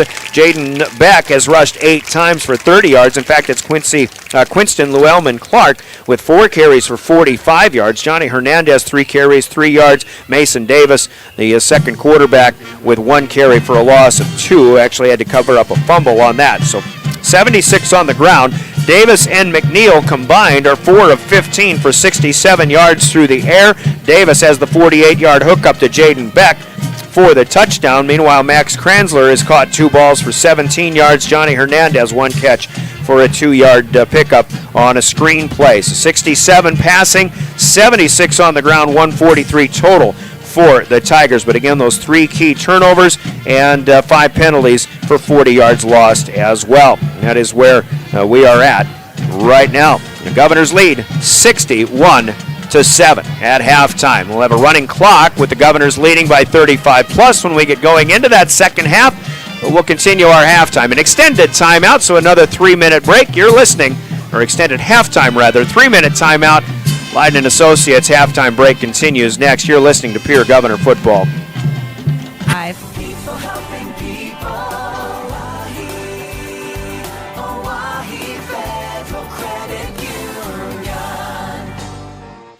looking to... At Jan Bussey Ford & Highmore, they've been building partnerships for life by treating customers right, offering a low-pressure sales process, no haggling over price, passing low overhead savings on, and providing a Ford-certified service department fixing it right the very first time. If you're looking for a new Ford, a quality pre-owned vehicle, a new or used ATV, or a trailer, stop by Jan Bussey Ford & Highmore and experience the difference. Jan Bussey Ford, building partnerships for life. Rosenberg Implement is your destination for tractor and combine parts. Check the website for new aftermarket parts just added and get on their mailing list so you don't miss out. This week, get 8% off all hay moisture testers. Hey, can't beat that deal. Check it out this week at Rosenberg Implement. Locations in Winter, Pierre, Phillip, and Belfouche, South Dakota, Bluefield, Hardington, and Wayne, Nebraska, and Sundance, Wyoming. Or you can check out the Rosenberg customer calendar for details. If you're hunting for a great deal on your next ride, get into Gateway Ford Lincoln Toyota in Pierre. We're locked and loaded on all of our new and used inventory, like this 2018 Toyota Highlander, only $28,495. Looking for low price reliability? Try a 2011 Honda Accord for only $6,995. Who wants a loaded up truck? We have a 2014 Chevy Silverado 1500 LTZ for only $17,995. Get to Gateway Ford Lincoln Toyota in Pierre, 518 East Sioux Avenue. Call 605-224-7378 and visit GatewayFLT.com. The Field House in Pierre is your premier spot to watch all the sports, from your local Govs and Lady Govs, as well as Buffs and Lady Buffs, all the way up to your favorite big league teams. Kick back and relax with a pizza, nachos, burgers, or one of our air-fried appetizers. Wash down the food with your pick from our array of premium beverages. Between the action, be sure to check out the unique and plentiful memorabilia throughout the building. We can't wait for you to come in and watch the games with us broadcast on liveticket.tv. The Field House in Pierre. DRG Media Group Sports is the official voice of the Pierre Governors. Knowles wants to run again, and he's got room. 40, 30, foot race to the 10, 5, and a touchdown. Pierre will come back and set up Avery Kaiser on the outside left through the block, and that's down. The official voice of the Pierre Governors, River 92.7, and also at the River 92.7 page of the DRG News app, brought to you by Golden Buffalo and DRGnews.com.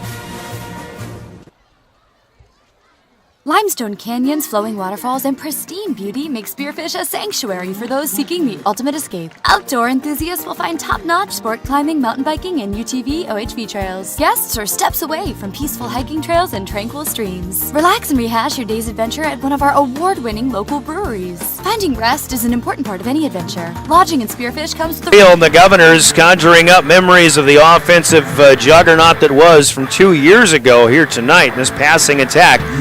Putting on the show this evening, Lincoln Keenholz 384 yards and 8 touchdowns through the air, another touchdown on the ground tonight. School record for passing touchdowns in a game was 5. Keenholz has blown past that. I believe it was Garrett Stout who set that previous record a few years ago. But the Governors leading 61-7. Again, mercy timing will keep the clock running in that second half. Once it starts, the Governors actually will have the first possession of the second half. And I was just talking to one of the coaches for the Govs. Probably will see Keenholz at least play the first series of the second half, but we'll certainly see more Governors in there from time to time. The stats, by the way, I mentioned the passing stats. I don't think I mentioned the receiving stats for Pierre. In this case, Jack Merkwan, 6 catches for 219 yards, 4 touchdowns.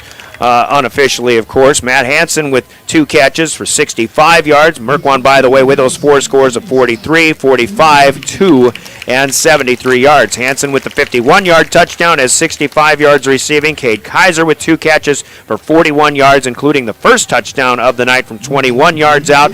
Jet Zabel has 1 catch for 26 yards. Brecken Kruger has 2 catches for 23 yards. Brock Mosier, 2 catches, 10 yards, and a 5-yard receiving touchdown. Trayton Lewis with a 1 catch, a 5-yard touchdown evening going as well. And he ran the 2 times for 16 yards also. And we did give you the receiving stats, but Jaden Beck with the long one, 48 yards out for the only Huron score of the night, 61-7. Our tally right now. More presentations on the field at halftime here. Tigers are out of the field house locker room. The Governors gathering outside the west end zone, too. Take a look at what's to come here. Huron in their schedule ahead. Well, it doesn't get a lot easier. They've got Brookings at home next Friday night. Then they go to O'Gorman for a matchup against a AAA team. 2 weeks from tonight, they'll close out their regular season at home against the Mitchell Colonels, and that'll be October 21st, a Thursday night. The Governor remaining schedule has a home game against the Watertown Arrows. That'll be next Friday. We'll be on the air at about 6:25 for that one, 7 o'clock kickoff next Friday night. Then the Governors, with their final road game of the season, go to Aberdeen to take on the Golden Eagles 2 weeks from tonight. October 15th, they'll host Brookings in their regular season finale on the 21st of October. Other action in Pierre sports, the Governor volleyball team will be on display tomorrow. Suffered their second loss of the season at O'Gorman in Sioux Falls last night in 4 sets, but they'll take on Brandon Valley, which should be a good one. Brandon Valley 6th in the power rankings right now. The Governors dropping back to 3rd after that loss last night, but still 9-2 in a solid season going. We'll be on the air at 2 o'clock or so right here on River 92.7 with the pre-match coverage, and 2:30 with the first serve. Governors go on the road to Aberdeen Tuesday and then also to Huron. Let's make that Aberdeen on Tuesday night, then to Huron, and they'll be at the arena to take on the Tigers there Thursday night. Huron picked up a big 5-set win over Sioux Falls Lincoln last night. Governor soccer, girls and boys both in the postseason. The boys will be the 10 seed. They'll have to go to number 7 Sioux Falls Lincoln on Tuesday night. Meanwhile, the Governor girls are the 7 seed, and they'll host 10 seed Sioux Falls Roosevelt at the PILC soccer fields. That'll be at 4 o'clock on Tuesday afternoon. Both of those matches will be live streamed. In fact, the soccer match for the girls at home against Roosevelt will be aired on KGFX AM as well on Tuesday. And again, that's 4 o'clock. David Williams with the coverage on that one at about 3:30, 3:40 or so Tuesday afternoon. Good luck to the two soccer teams as they get into postseason action. For competitive cheer and dance, they'll be competing at Rapid City Stevens tomorrow. The cross-country team into the week ahead as a middle school invitational that they'll be hosting at Hilgers Gulch on Thursday at 4 o'clock. The varsity competes at the ESD meet in Brandon next Saturday. Golf and tennis teams, boys golf, girls tennis, both competing in state tournaments Monday and Tuesday in the week ahead. The Broadland Creek Country Club in Huron hosts the boys golf tournament for Class AA. Good luck to the boys there, and then the girls tennis team in Sioux Falls Monday and Tuesday for state tournament action. And if you like football, of course, we've got Vikings football on tap for you Sunday, 11 o'clock pregame, 12 o'clock kick. The Vikings will host the Cleveland Browns on KPLO and KMLO. Let's take a 60-second break. We'll finish off our Leiden & Associates Ameriprise Financial halftime report. The Governors lead 61-7. The Tigers will kick when we come back. You're listening to Pierre Governor Homecoming Football, your official voice of the Governors, River 92.7 and DRGnews.com. Hi, this is Jody from Dakota Plains Federal Credit Union. Now is the time to take advantage of our refinance program with rates as low as 2.49%, plus no payments for 90 days. Give me a call at 224-4844 or stop up and meet the new friendly faces at our new location on North Garfield Avenue next to the Northridge Plaza. Dakota Plains Federal Credit Union, member NCUA. We're small enough to know your name, but we're big on you. When you need building supplies, there's no need to go anywhere except to Bauman Lumber in Fort Pierre. Bauman Lumber is locally owned and offers quality products, expert advice, free estimates, and free local delivery for large or small projects. Whether it's a home improvement project, remodel job, or all new construction, they even welcome special orders. Quality building materials and affordable prices for residential or commercial projects can be found at Bauman Lumber, 1223 Sale Barn Road, Fort Pierre, or call 223-9762.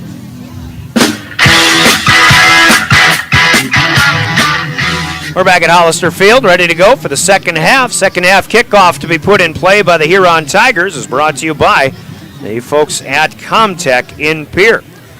Guess we got an opportunity. We'll look at some other scores from Class 11 AA. Sioux Falls, Washington beat Brookings 35-14 last night. So far to this evening, Sturgis looking for their first win of the season. Late third quarter, they lead at home over Belle Fourche 24-14. T area is doing to Douglas what the Governors are doing tonight to Huron. 63-0 Titans lead the Patriots out west. St. Thomas More in the third quarter leads Spearfish in a low-scoring game, 7-0. Your Comtech opening kick of the second half. We'll get more scores coming in just a moment. Nick Kleinsasser puts it in play. The Governors take it on a hop. Straight up the middle of the field comes Jacob Mayer, and he is ruled stopped across the 35-yard line to the 37, and the Governors will have the first offensive possession here in the second half. Meanwhile, Yankton is leading Mitchell 35-0 in Mitchell. They're in the third quarter. Watertown on top of Aberdeen Central 24-0. Those are the next two opponents for the Governors. Watertown here next Friday. So here we go into the second half. Again, the clock runs continually. The Governors leading by 35 plus. It is not Cade Kaiser. It is Cade Kaiser, not Lincoln Keenholz. Looked like he wanted to hand off to Trey Lewis, but Lewis went left and Kaiser looked the other way. So Kaiser keeps it himself, able to make progress up to the 41-yard line. And it'll be second down and 6. So here in the second half with a running clock, plays go out of bounds. Keep the clock running. Pick up a first down, they'll keep the clock running. Change of possession, spot the ball, they'll start running the clock immediately. Now Lewis with the carry here. Second string is in. Up across the 40, maybe to the 42. That'll be just a gain of 1 for Lewis, protecting the football. Already a minute and a half gone by, and the Governors will have it 3rd and 5 on the opening possession here in the second half. Tigers had a couple of other games where they did run clock at some point. They lost by 36 to T-Area, lost by 39 to Yankton in game number 1. Lewis on the pitch, the sweep out to the left side, tries to turn the corner. He'll make it to the 45. That'll be short of a first down, and the Governors will switch personnel. Pick up a 3, but it looks like they'll bring the punting unit in. Tigers with a good job stopping the run here for the Governors. And again, so much for balance that Steve Steele was talking about. And we talked about balance in a run-pass situation. It might be a little unrealistic to expect a 50-50 run-pass balance, but Keenholz in to punt. He'll kick it from his 30-yard line, in fact, from his 35. But this one's straight up in the air and off the side of his foot. That is Matthew Hansen actually kicking. He got a generous roll, though, into Tiger territory. It comes to a stop at the 33-yard line. So here with a change of possession, 9:15 to go, the Tigers will try their first offensive possession of the second half. Hansen got in there to get an opportunity to kick one away. We don't see those opportunities for him very often, but as it turns out, well, from the 45, I guess that was about a 22-yard punt. Straight up in the air mostly. Tigers keep it on the ground. On first down, Gavin Stotts will wrestle down Quinston Llewellyn-Clark. On the first play, Joshua Strand in there too, to the 35-yard line, a pickup of 2 for Llewellyn. Second down and 8, coming for the Tigers. Huron may try to get things going on the ground, and again, a couple of 18-play drives in that win at Aberdeen, doing most of it on the ground. 3 here, 4 here, 3 or 4 yards at a time, straight up the middle. Llewellyn again, but he gets stood up. Looks like a gain of about 2.5 to the 40. Well, they'll put him at the 43, so we'll give him, nope, the 38 rather, 5 yards back. So 3 on that carry, and it'll be 3rd and 5. Huron's roster, about 36 people on that roster. Meanwhile, the Governors going over 60, if I'm not mistaken. McNeil in at quarterback. Jaden Beck is there with him in the backfield. McNeil wants to throw over the middle, and Huska in coverage, I believe it was, blanketing Dylan Lichty. Could have had a first down, but that one thrown a little bit wide, and Lichty unable to haul it in. So it'll be 4th and 5 for the Tigers. We'll see what they decide to do. The Governors are expecting a punt. Jaden Wiebe back to return one at the 30-yard line, but now Huron will have Killian Malley back to receive the long snap from the 25-yard line. Stepping up, kicking from the 30. Fairly short kick here. Wiebe comes up after it. Didn't ask for a fair catch. Lichty hits him at the 37-yard line. Somehow, Jaden Wiebe hangs on to this football. I don't know if he had enough time to ask for a fair catch. That one got there quick. There's no penalties on the play. Had he asked for a fair catch, Lichty would have been penalized for a personal foul here. So the Govs will have it at the 37-yard line. 6.5 minutes to go with the running clock. In the third quarter, they lead 61-7. Driven by the Office of Highway Safety, the state of South Dakota, who reminds us to stop speeding before it stops you. Obey posted speed limits.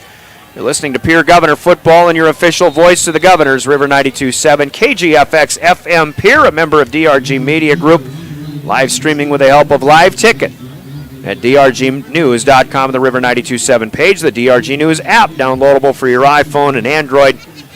That's brought to you by the Golden Buffalo Casino. Govs get pushed back a yard here to the 36 on a sweep keeper by Cade Kaiser. That's the first time Pierre has lost yardage on any play tonight, aside from a penalty. Kaiser from the pistol, the sophomore, hands off Lewis. He'll bounce out to the near side. Breaks a couple of tackles. Hard yards here up to the 40, maybe the 41. Johnny Hernandez is there. Got Lichty. You've got OK2 in there too to get the stop. Trey Lewis crosses the 40 to the 42, picks up 6 along the way. He's been running pretty well so far in his 5 carries this evening. 26 yards unofficially. 7 down, 5 to go. Got a final score on KPLO already. Lyman has defeated Kadoka Area 36-16. Kaiser by himself in the backfield. High snap, and he tips it and hauls it in.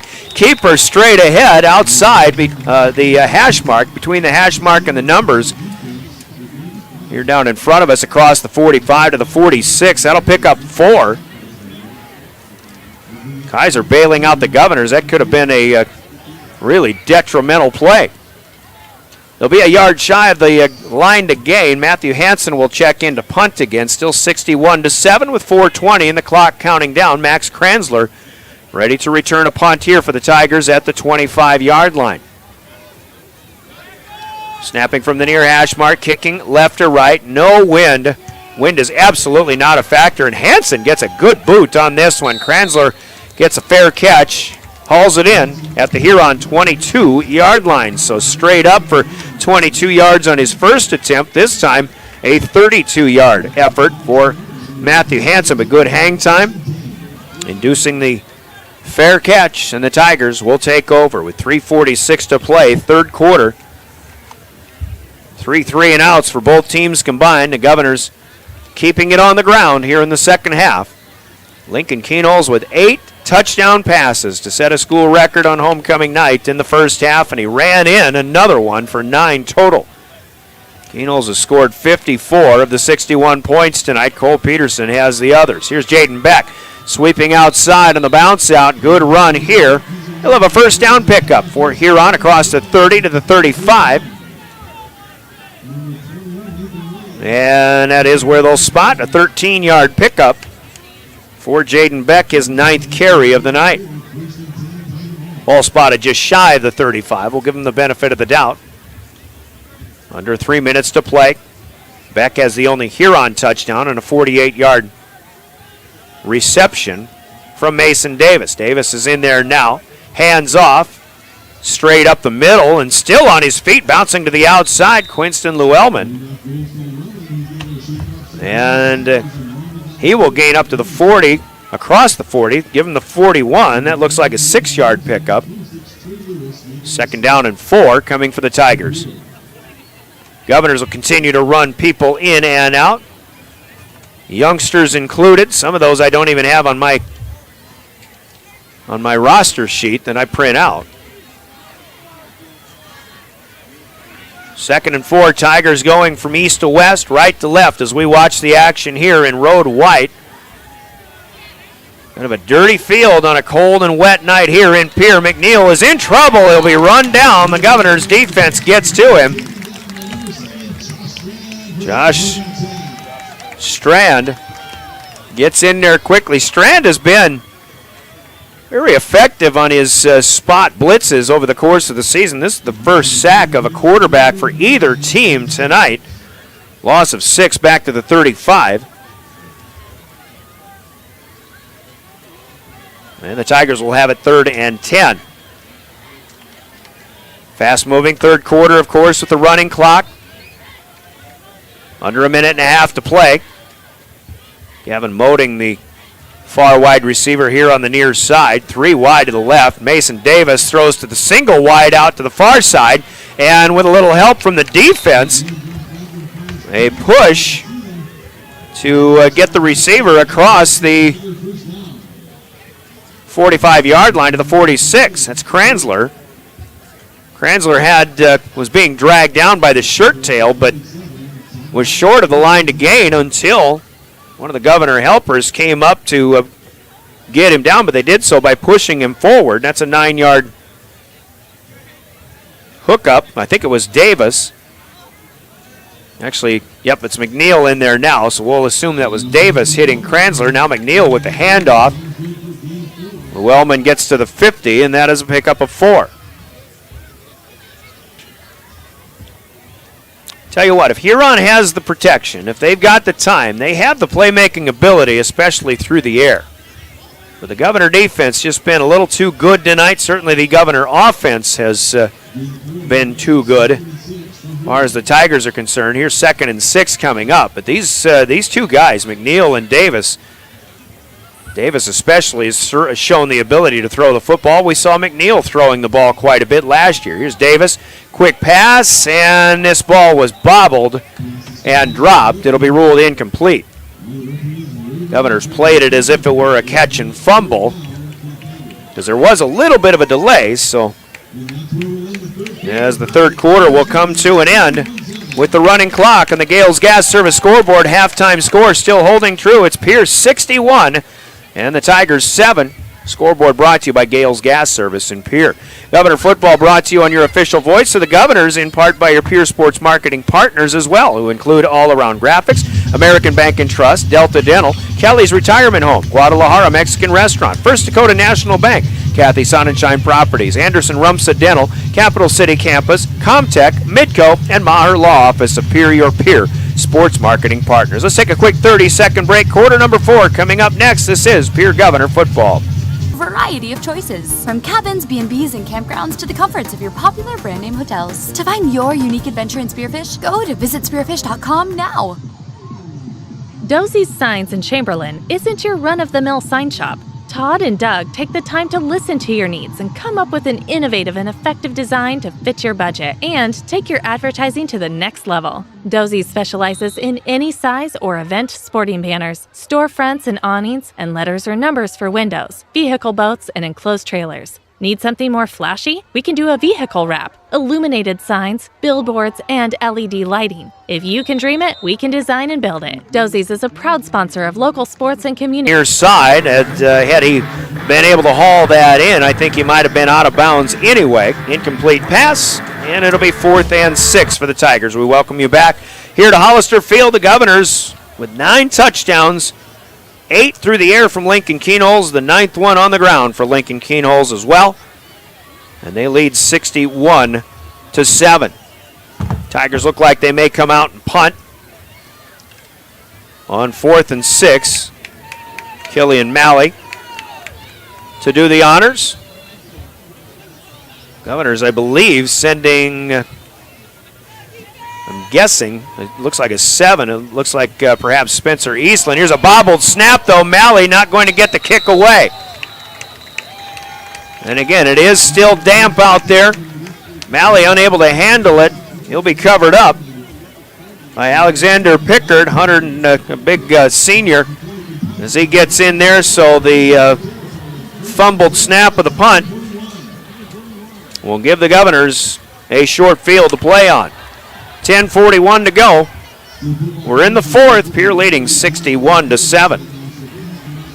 And they'll start this possession at the Huron 41-yard line. Cade Kaiser will still be in there. At quarterback, Trey Lewis will be the featured tailback. He'll take the inside handoff, comes straight to the left side as he breaks away from the grasp of Elliott DeVries. Pick up yardage maybe to the 40, something out of nothing for Trey Lewis. And it looks like he'll get, just a yard, maybe even just a half a yard. But I started him at the 41. We'll give him to the 40.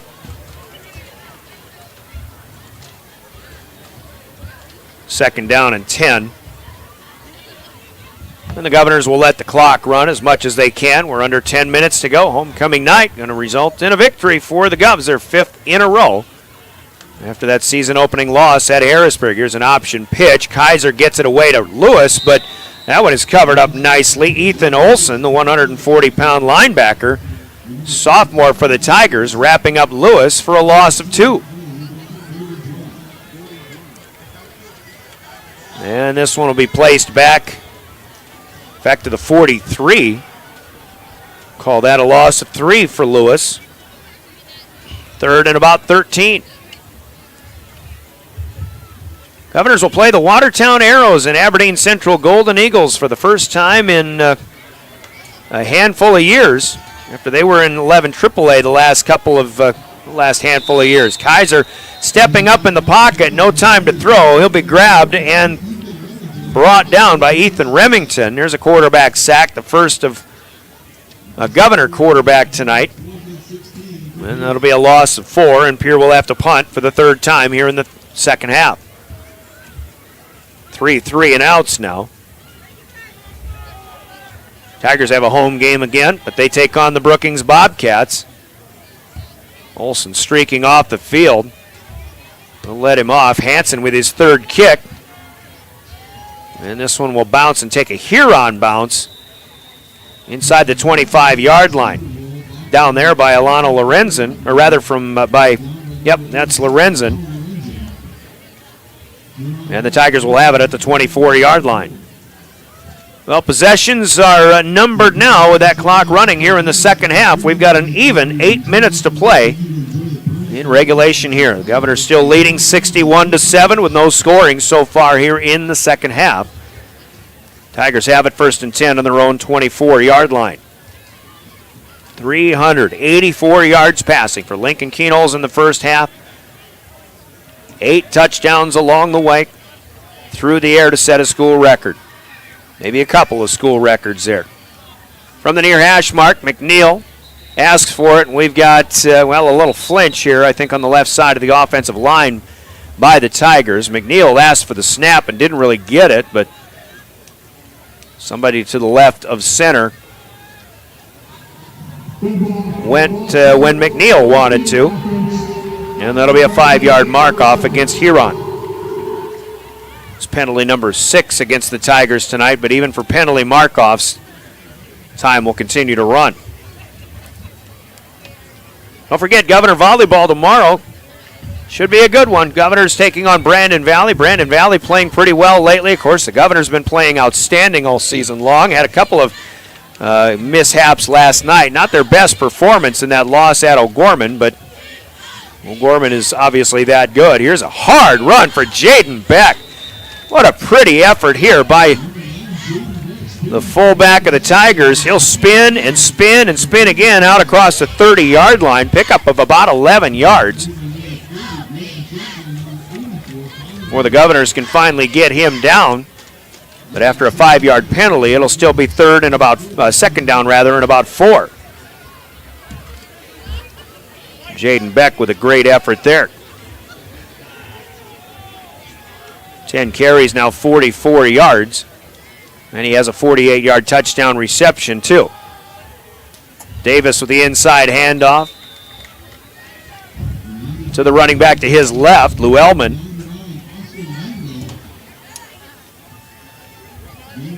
And he'll pick up 3 up ahead of the 30-yard line, spot at the 33. And it'll be 3rd and short for Huron. 5.5 minutes to go now. 2 o'clock pregame, 2:30 first serve tomorrow with Governor Volleyball. And again, soccer in the postseason on Tuesday before Governor Volleyball from Aberdeen. Here's a keep alive by Cade McNeil. That was an option all the way as it looked like he wanted to get it to Cashton Caudle, but McNeil kept the play alive, and he crosses the 35, gets to the 38. That's a pickup of 5 on 3rd and short and a first down on the first rushing play of the night for Cade McNeil. Huron picked up a couple of chain movers on the previous possession. They've got 3 in the second half now. And now Davis in for the first down play. Hands off. This may be Caudle. Number 15 it is. Cashton Caudle. I think he may have had a couple. I thought Hernandez might have been the, instead of 1-5, I thought it was 3-5, but we'll give Caudle his first carry of the night. Just a yard to the 34, or check it to the 39. 2nd down and 9, clock running down toward the 4-minute mark here in the 4th quarter. 61-7, Governors will have a conversation when this one comes to an end with Steve Steele, the head coach. Ethan Olson here with his first carry of the night. Governors push him back. 46, Lucas Jones, who had his bell rung on a punt return earlier, in on the stop here. So he's playing tough. Loss on the play back to the 38 for Olson. And the Tigers have it 3rd and 9. Some clean white jerseys out there here for the Tigers on a muddy night. Davis wants to throw. He's going to the left side. Pass is caught at the 45-yard line, short of a first down, but good completion here nonetheless. And I believe that was number 16, Tyson Ruth. That'll be his first catch of the night. So Huron with 4th and 2. They'll go for it. Ball across the 45, spotted at the 46, a pickup of 8. Cade McNeil in at quarterback. This will be a run option, but the pitch back goes nowhere. The Governor defense continues to stand their ground against the run. And a loss on the play here, back to the 45-yard line. Pierre will take over on downs, and they'll be able to run the clock out with 2:35 to play. Governors winning their 5th in a row. Huron will fall to 2-4 on the season. And we've got a timeout called, so we'll take a Coca-Cola timeout with the Governors here. We'll see who's running the show when we come back after this 30-second break from Coca-Cola Bottling in Pierre. And we're back with more Pierre Governor football on River 92.7. Communities activities. At DK Auto Repair in Pierre, we take pride in our fast and professional auto service. Our well-trained techs specialize in transmission repair, tune-ups, brake service, suspension engine repair, auto diagnostics, and general maintenance repairs and oil changes. Making sure you and your family get from point A to point Z and all points in between is what motivates us to provide you exceptional service. At DK Auto Repair, we proudly support every Pierre Governors event, the students involved, and their families. Governor football as we play out the string here. Cade Kaiser will still be in at quarterback, but he will have some new people. Brought to you, by the way, on River 92.7, in part by your Pierre Sports marketing sponsors. They include Bank West, the Brittany Shufflebine Agency, LLP, Beck Motors, Dakota Storm Roofing, the Dairy Queen, Gateway Ford Lincoln Toyota, Avera Orthopedics, Rinky Gray Wealth Management, Overhead Door, and Live Ticket, our Pierre Sports marketing sponsors, helping to bring you Governor football here on River 92.7. Brian Oakland with the play-by-play. The Governors and Cade Kaiser running the football with 2:35 left when this drive started. They get it to the 39-yard line, a pickup of 5. I think that was for number 35, Chance Sarda, his first carry of the night. And it'll be 2nd and 5. Kaiser out of the pistol, gives to Sarda again, starts left, cuts back to the right. Nice gain for a first down. Inside the 35 down to the 34. Lewis came in, Trey Lewis, late in the first half. Got some nice gains. Now Chance Sarda with a couple of good ones here too. 2 carries, 10 yards, moved the chains. It's a minute 20 to go here on homecoming night. Governors will be burning the letters, PHS, in the east end of the end zone when this one comes to an end. Sarda again straight up the gut. Tigers will wrap him up this time. Maybe a yard to the 32. In fact, that'd be a 2-yard gain with forward progress. 2nd down and 8. A lot of people getting in on homecoming night here for the green and black.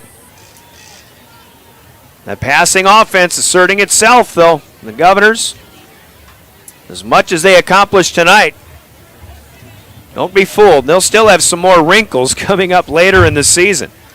Kaiser on 2nd and 8, handing off. Sarda straight to the outside on the short side of the field. Across the way, Chance Sarda to the 30, maybe to the 29, a pickup of 3, and the Governors will not have to run another snap of the football tonight. Your final score on the Gales Gas Service scoreboard all Pierre this evening. A huge night for the passing attack. Lincoln Keenholz, Jack Merquan, Cade Kaiser, Matthew Hansen and company get it done tonight. 61-7 is your score. The score from Gales Gas Service in Pierre, offering their budget plan and keep full service when it starts to cool off. Gales Gas Service in Pierre. Let's take a 3-minute timeout. Your postgame coming up. Postgame to be brought to you by Family Dental Offices in Pierre and Gettysburg. You're listening to Pierre Governor Football, your official voice of the Governors, River 92.7 and drgnews.com. The team at Family Dental of Pierre and Gettysburg are devoted to spending time with each patient to answer all questions and address any concerns that arise. Family Dental wants all of their current and future patients to feel welcome and comfortable, and to have the healthiest and best-looking smile possible. They can take care of all of your family's dental needs with cleanings, checkups, implants, same-day crowns, and many other dental services. Dr. Ryan Jensen welcomes new patients too. Family Dental of Pierre and Gettysburg, caring for all of your family's dental needs. From the early days of South Dakota statehood through today's digital revolution, BankWest has remained committed to helping customers and communities succeed. BankWest Associates uphold this commitment by developing innovative products, tailoring financial solutions to customer needs, and actively supporting community causes. For a bank committed to helping you and your community prosper, choose BankWest. BankWest. Convenient, connected, committed. Member FDIC.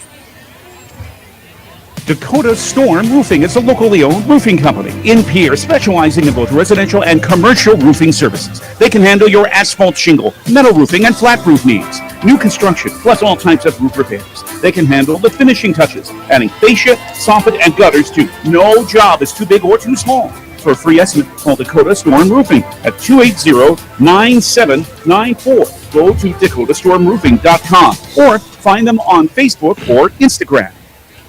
Hey DQ fans, is there any better way to bring people together this season than delicious Blizzard treats from DQ? With the new Fall Blizzard treat menu, there's a little something for everybody and a lot of fall flavor in every treat, with flavors like new pecan pie, returning pumpkin pie, Reese's Pieces cookie dough, sea salt toffee fudge, Oreo mocha fudge, Choco Dip strawberry, and Royal Ultimate Choco brownie. This may be the greatest Fall Blizzard treat lineup ever. Only way to find out is to try it for yourself today at DQ. Happy tastes good. There's one place to watch Pierre Governors sports online, and that's liveticket.tv. Go Govs Live is where you can find Pierre Governors sports online. And the folks at Live Ticket thank all of the sponsors that help make sure this all brought to you for free. And if you'd like to sponsor Pierre Governors sports, just call Live Ticket at 833-605-LIVE. That's 833-605-LIVE. Pierre Governors Sports. Watch them online with Live Tickets. There's an app for everything, including high school sports from the stations of DRG Media Group. Download the DRG News app, brought to you by the Golden Buffalo Casino, from the App Store or Google Play. It only takes a moment, so you'll have it to replay this game. See live and archived video of all games. And when you select your favorite station during the live stream, the video will immediately pop up. See Central South Dakota high school sports on your phone or mobile device with the DRG News app, brought to you by the Golden Buffalo Casino. Download it now at the App Store or Google Play.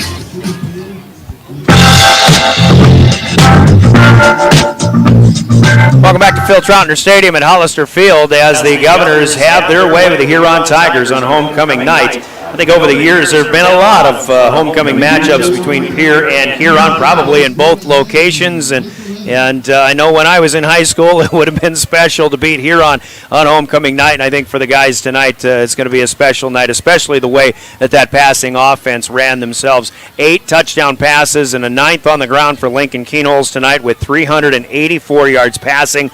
Unofficially, of course, but just a huge night offensively and a record-setting night as well. The Governors showing what they're capable of here. Some good coverage throughout the evening for the Huron defense, but again, just an amazing display through the air for Lincoln Keenholz and his band of merry men in the receiving corps. Student body is heading to the east end of Hollister Field. They'll be burning the letters down there. Tigers having their team meeting and breaking their huddle. The Governors are breaking their team huddle as well. We'll get Coach Steve Steele up here in just a little bit. But again, recapping the scoring plays in the first half, the Governors scored 4 times in the first quarter. Touchdown passes from Lincoln Keenholz to Cade Kaiser from 21 yards, Jack Merkwan of 43 yards, Matthew Hansen on what might have been the prettiest pass of the night, and the dime drop by Keenholz. Hansen scored from 51 yards out, and Jack Merkwan from 45 yards out, making it 26-0 at the end of the first quarter. Huron along the way with 3 fumbles lost in that first half as well. In the second quarter, Keenholz hooked up with Merkwan from 2 yards out, making it 33-0. Then Lincoln Keenholz on his 4-yard scramble from the 4-yard line after a Tiger fumble inside the 5. That made it 40-0. Huron's only score of the night came at the 7:29 mark of the second quarter. A 48-yard pass from Mason Davis over the top to Jaden Beck. And that coming in single coverage. Beck caught that one in stride and was able to take it the rest of the way for 48 yards. Nick Kleinsasser's PAT made it 40-7. Then the Governors come right back. They get a good kickoff return. They go 4 plays and 61 yards. Brock Mosier with a 5-yard catch for a touchdown, making it 47-7. Trey Lewis had a 5-yarder after a fumble by Huron on a 19-yard short field to play on. Lewis from 5 yards out as well to make it 54-7. And after a couple of punts, the Governors were stopped for the first time at the 148 mark of the second period. But with 1:27 to go, 3 plays, 89 yards, and a 73-yard wide receiver screen from Jack Merkwan as he took it the distance from there to make it 61-7. That coming with 16 seconds left in the second quarter. Then, of course, the running clock, the entire second half. We had 3 3-and-outs from both teams before Huron got a couple of first downs on their second possession to make their way to the 50-yard line, but a drive that stalled on downs as an option pitch resulted in negative yardage. Pierre taking over with their third 3-and-out in the second half. Huron had one more possession from the 24-yard line, got a first down pickup, but again, a punt snap that was mishandled, resulting in a turnover on downs. The Governors got 1 first down in that second half, but 4 plays starting at the 2:21 mark of the fourth quarter, and they were able to run the clock out, and they win this one. Same score as we had at halftime is your final score as well, 61-7. So the Governors win their 5th straight. They improve to 5. I'm going to turn that microphone down. How's that sound? There we go. As the fireworks are going on, the letters are burning out here at Hollister Field, and it's turning into a real nice night for homecoming. And they're going to play some cornhole a little bit later on, too. Steve Steele, a first half, especially with the passing offense and seeing what capabilities this offense has, kind of reminds us a little bit of 2 years ago in the juggernaut that you had. But what was the mindset coming into this game? What was your plan against the Tigers and in the way you ended up passing the football as much as you did? Yeah, I mean, I think we knew and we felt really good about some of our formations against their coverages, and.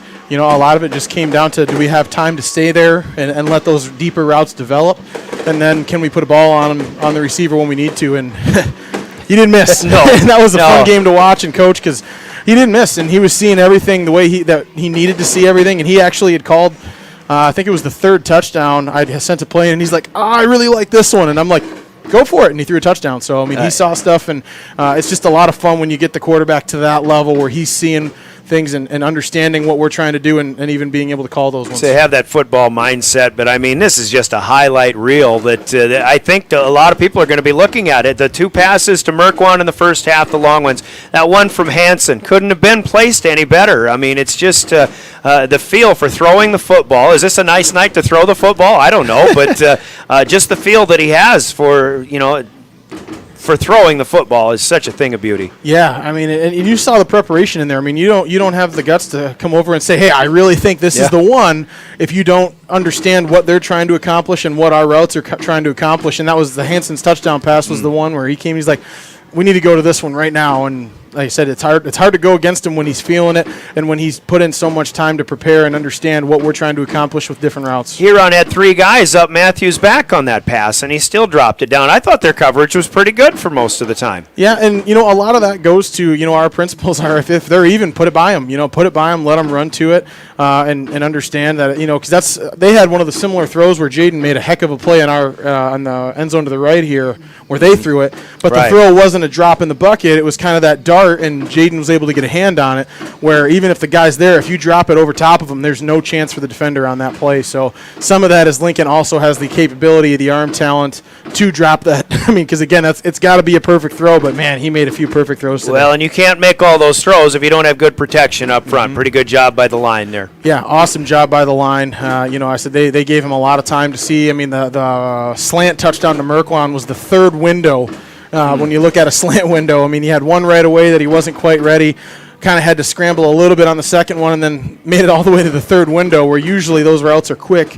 But he had enough time to maneuver in there and find him in that third window. So really good job up front today. Pretty good defensive effort tonight. They got you on the one, and that shows Huron's ability to be able to throw the football as well on the pretty pass that they did have for the touchdown. But all in all, I think you're hoping for a big defensive effort, and you got it. Yeah, and we've said this every week with our defense. They're the staple of consistency right now. They're never too high, never too low. We had a couple longer runs, 1 or 2 of them, and they shut them down right after that, just like last week. And a team like Huron that held onto the ball really the whole first half against Aberdeen.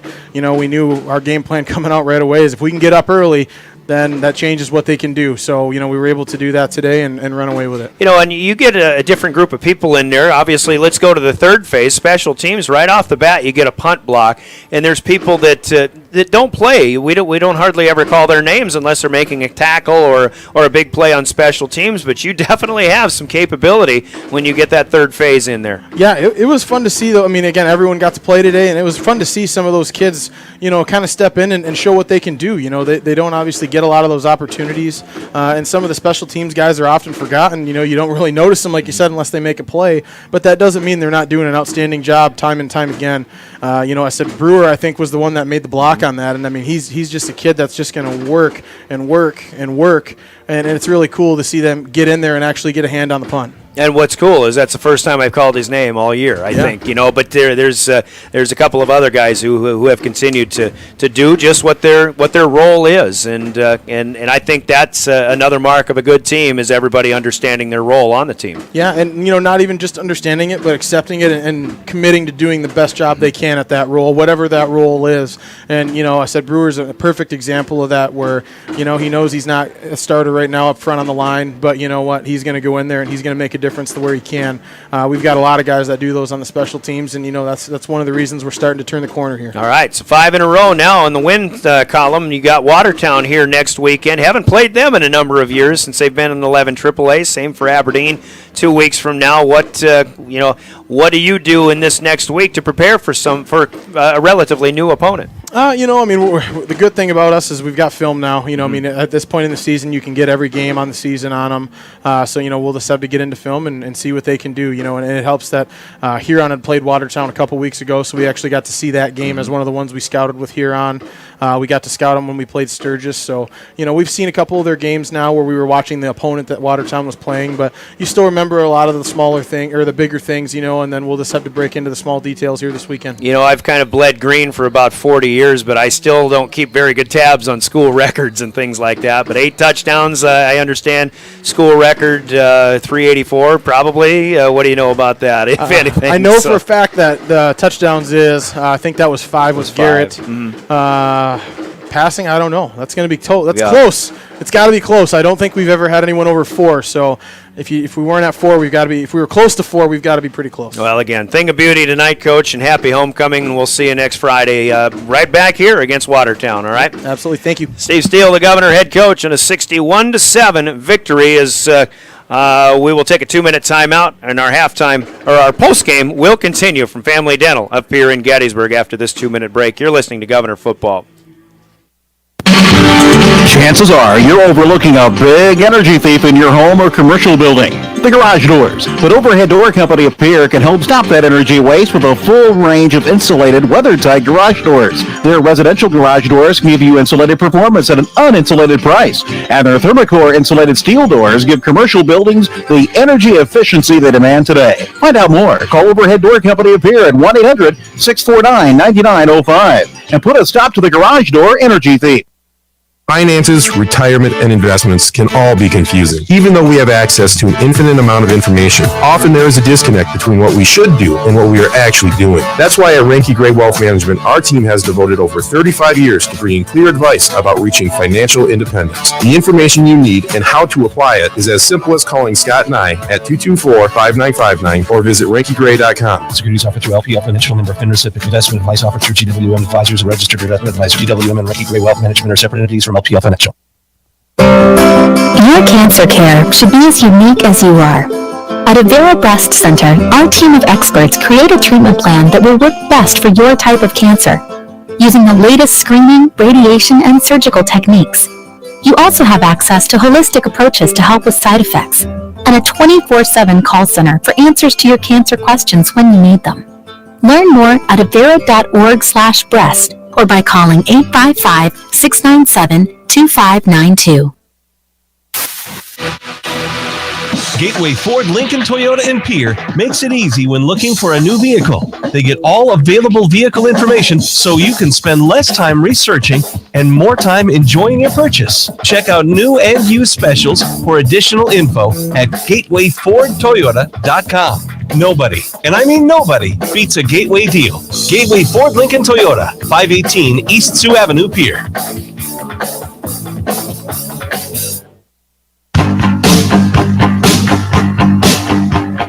Back at Hollister Field with the lights out outside, the letters have been burned, and it's starting to feel like homecoming now as the Governors defeat Huron 61-7. Big night for Lincoln Keenholz and company, and a fun conversation there with head coach Steve Steele. And school record 8 touchdown passes here in one contest. Let's take a look at the stats in this one. The Governors rolling up 380 yards passing. Now Keenholz had 17 of 22 for 384 in that first half. Cade Kaiser was sacked once in the second half playing quarterback, so a loss of 4 there. So net passing 380 through the air. But again, receiving-wise, Jack Merkwan got 6 catches for 219 yards, 4 touchdowns. He has an 11 AA leading 11 touchdowns now. It was Matthew Hansen with 2 catches for 65 yards, 51-yard touchdown included. Cade Kaiser, 2 catches, 41 yards, a 21-yard touchdown to start the scoring tonight.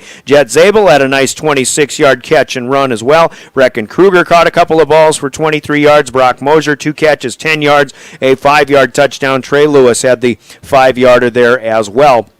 on a pass that Coach Steele was just recapping for us, a play that he actually outran the Huron defense while backpedaling and then delivering a pass across his body to Trey Lewis for that 5-yard touchdown. So Lincoln Keenholz did it all tonight. On the ground, too, he scored a touchdown, 17 yards with 3 carries, including a 4-yard scramble for his 9th touchdown in addition to the 8 through the air. Trey Lewis was actually the leading ground gainer tonight with 24 yards on 7 carries. Keenholz was 17 yards on those 3 carries. Chance Sarda late in the game with 15 yards on 4.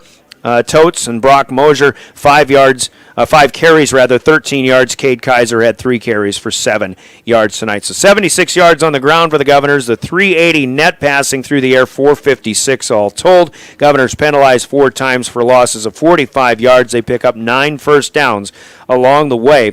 Just one of those in the second half. Meanwhile, for the Tigers, they'll roll up 116 yards on the ground. Quinston Llewellyn-Clark with 63 yards on 9 carries. Jaden Beck, hard runner, 44 yards on 10 carries. A pretty good effort tonight. Cade McNeil, 1 carry for 5 yards. Johnny Hernandez, 3 yards on 3 carries. And then Mason Davis, Cashton Caudell, and Ethan Olson losing 3 yards overall on 4 carries there. Most of that in the second half. So 116 on the ground for the Tigers. Through the air, Cade McNeil and Mason Davis combined for 5 of 19 with 84 yards. The one big play, 48-yard touchdown to Jaden Beck, thrown by Mason Davis. Max Kranzler has 3 catches for 26 yards.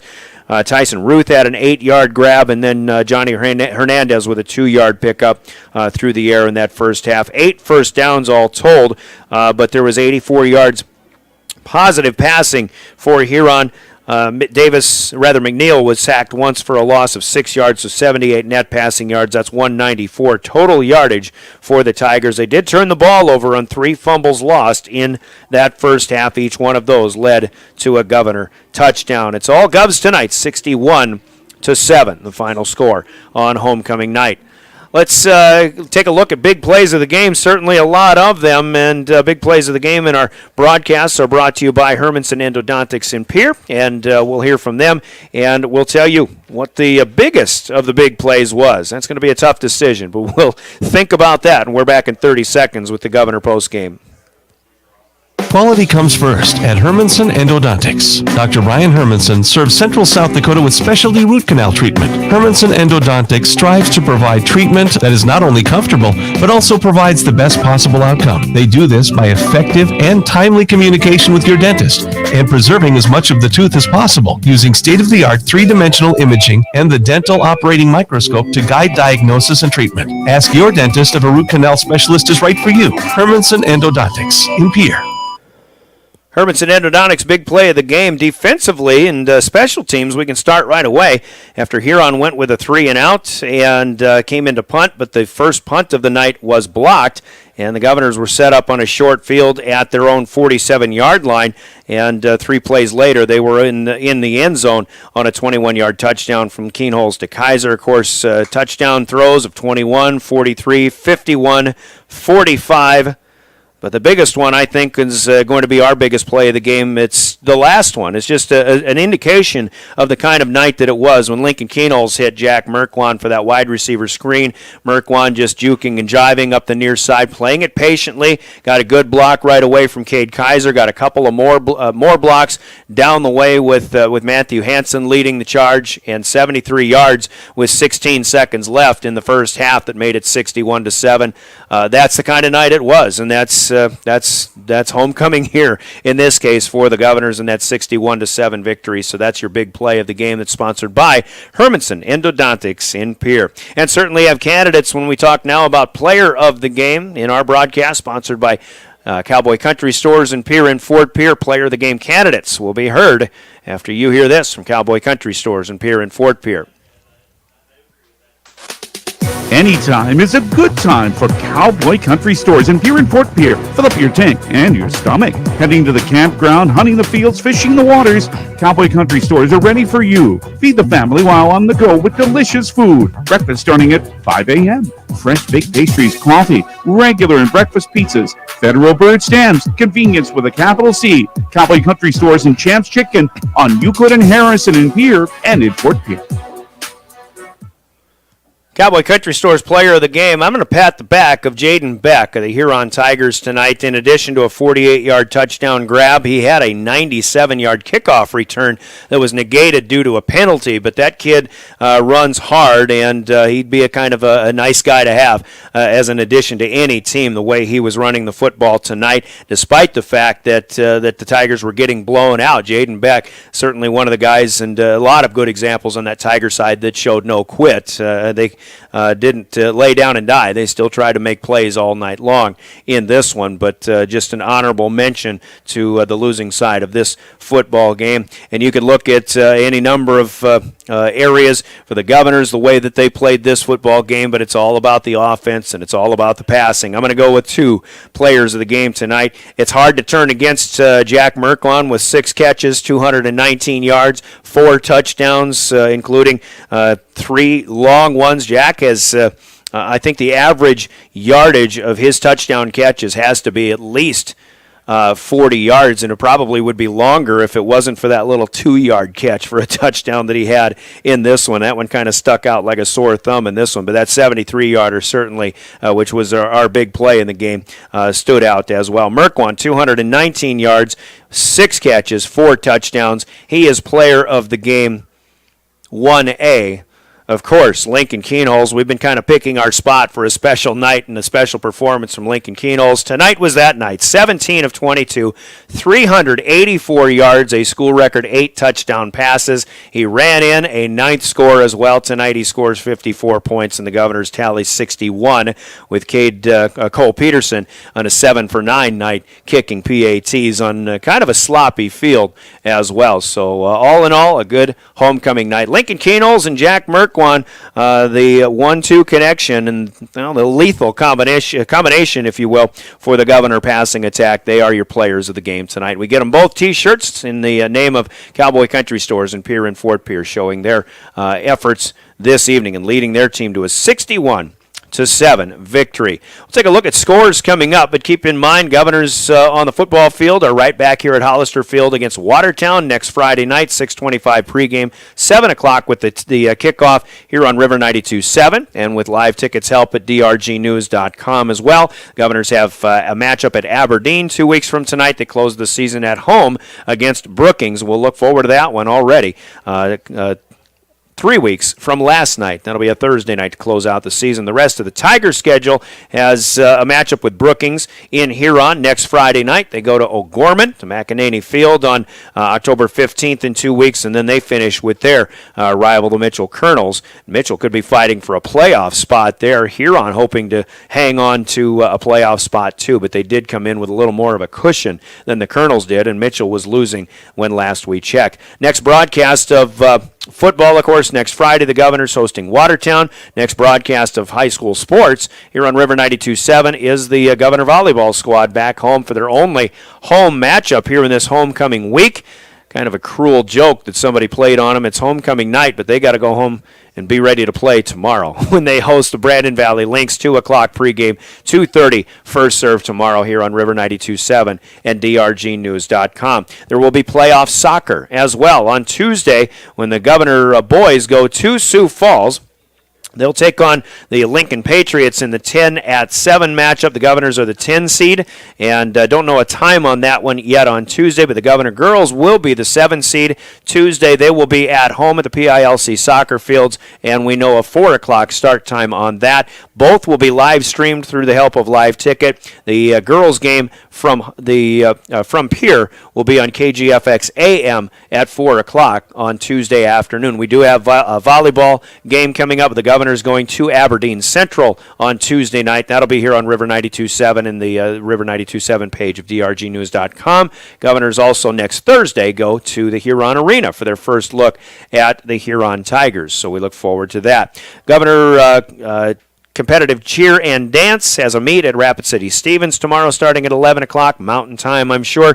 Middle school peer invitational cross country meet comes up in the week ahead on Thursday at Hilgers Gulch. That'll be at 4 o'clock. And then the ESD meet for the varsity is run in Brandon next Saturday. Golf teams and tennis teams are heading to state tournaments in their respective locations. The boys golf team goes to Huron for Monday and Tuesday state tournament competition, and also the girls tennis team in Sioux Falls for state tournament play Monday and Tuesday. Football coming up, the Vikings and Browns on KPLO, KMLO, our sister country stations of DRG Media Group, 11 o'clock pregame, 12 o'clock kickoff on Sunday with the Vikings and Browns. Let's take a final 60-second timeout. We'll run down some scores. We'll pass those along when we wrap it up. When we come back, finishing up the Family Dental postgame on a winning homecoming night for the Governors, 61-7 over the Huron Tigers. This is Pierre Governor football. From the early days of South Dakota statehood through today's digital revolution, BankWest has remained committed to helping customers and communities succeed. BankWest Associates uphold this commitment by developing innovative products, tailoring financial solutions to customer needs, and actively supporting community causes. For a bank committed to helping you and your community prosper, choose BankWest. BankWest. Convenient, connected, committed. Member FDIC. Capital City Campus is a proud supporter of Pierre Governor and Stanley County Buffalo athletics. Best of luck this season. At Capital City Campus, we believe getting an education close to home should be available for everyone. We are proud to partner with Lake Area Technical College and Dakota Wesleyan University, offering degree programs right here in Pierre. Check out all the program details by visiting capitalcitycampus.org. From all of us at Capital City Campus, go Govs and go Buffs.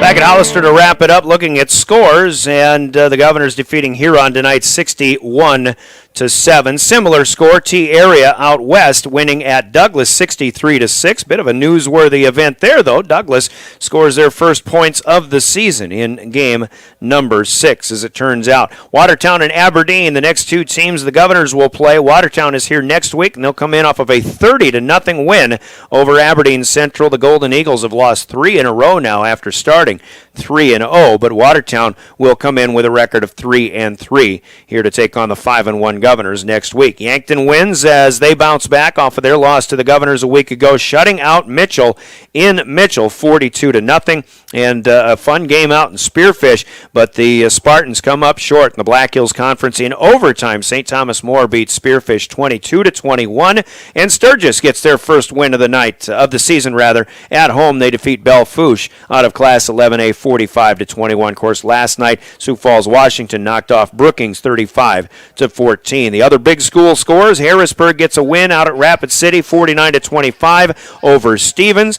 In Sioux Falls, it was Roosevelt over Jefferson 49-21. Roosevelt's really playing well right now. Brandon Valley escapes with a 3-point win over Sioux Falls Lincoln 25-22. And still going on in Rapid City, O'Gorman still in the second quarter leading Rapid City Central 28-0. Other scores that we'll take a look at, including, 11A, the only area team in 11A really, is Chamberlain. They actually play tomorrow. You can hear that one on KPLO FM starting at 4 o'clock with the kickoff. And about a 3:30 pregame with Darren Boyle on that one. 11B area teams include Mobridge Pollock on Star 99 FM tonight, going to Redfield, but they'll come up short 28-14. The Pheasants win that one. Miller Highmore Herald on the downside of a decision against Trip Delmont Armor Andes Central Dakota Christian, 31-18, the win for the Nighthawks. On that one, Mount Vernon Plankinton over Jim River, 28-26. That's a surprising score there. Not a surprising result, but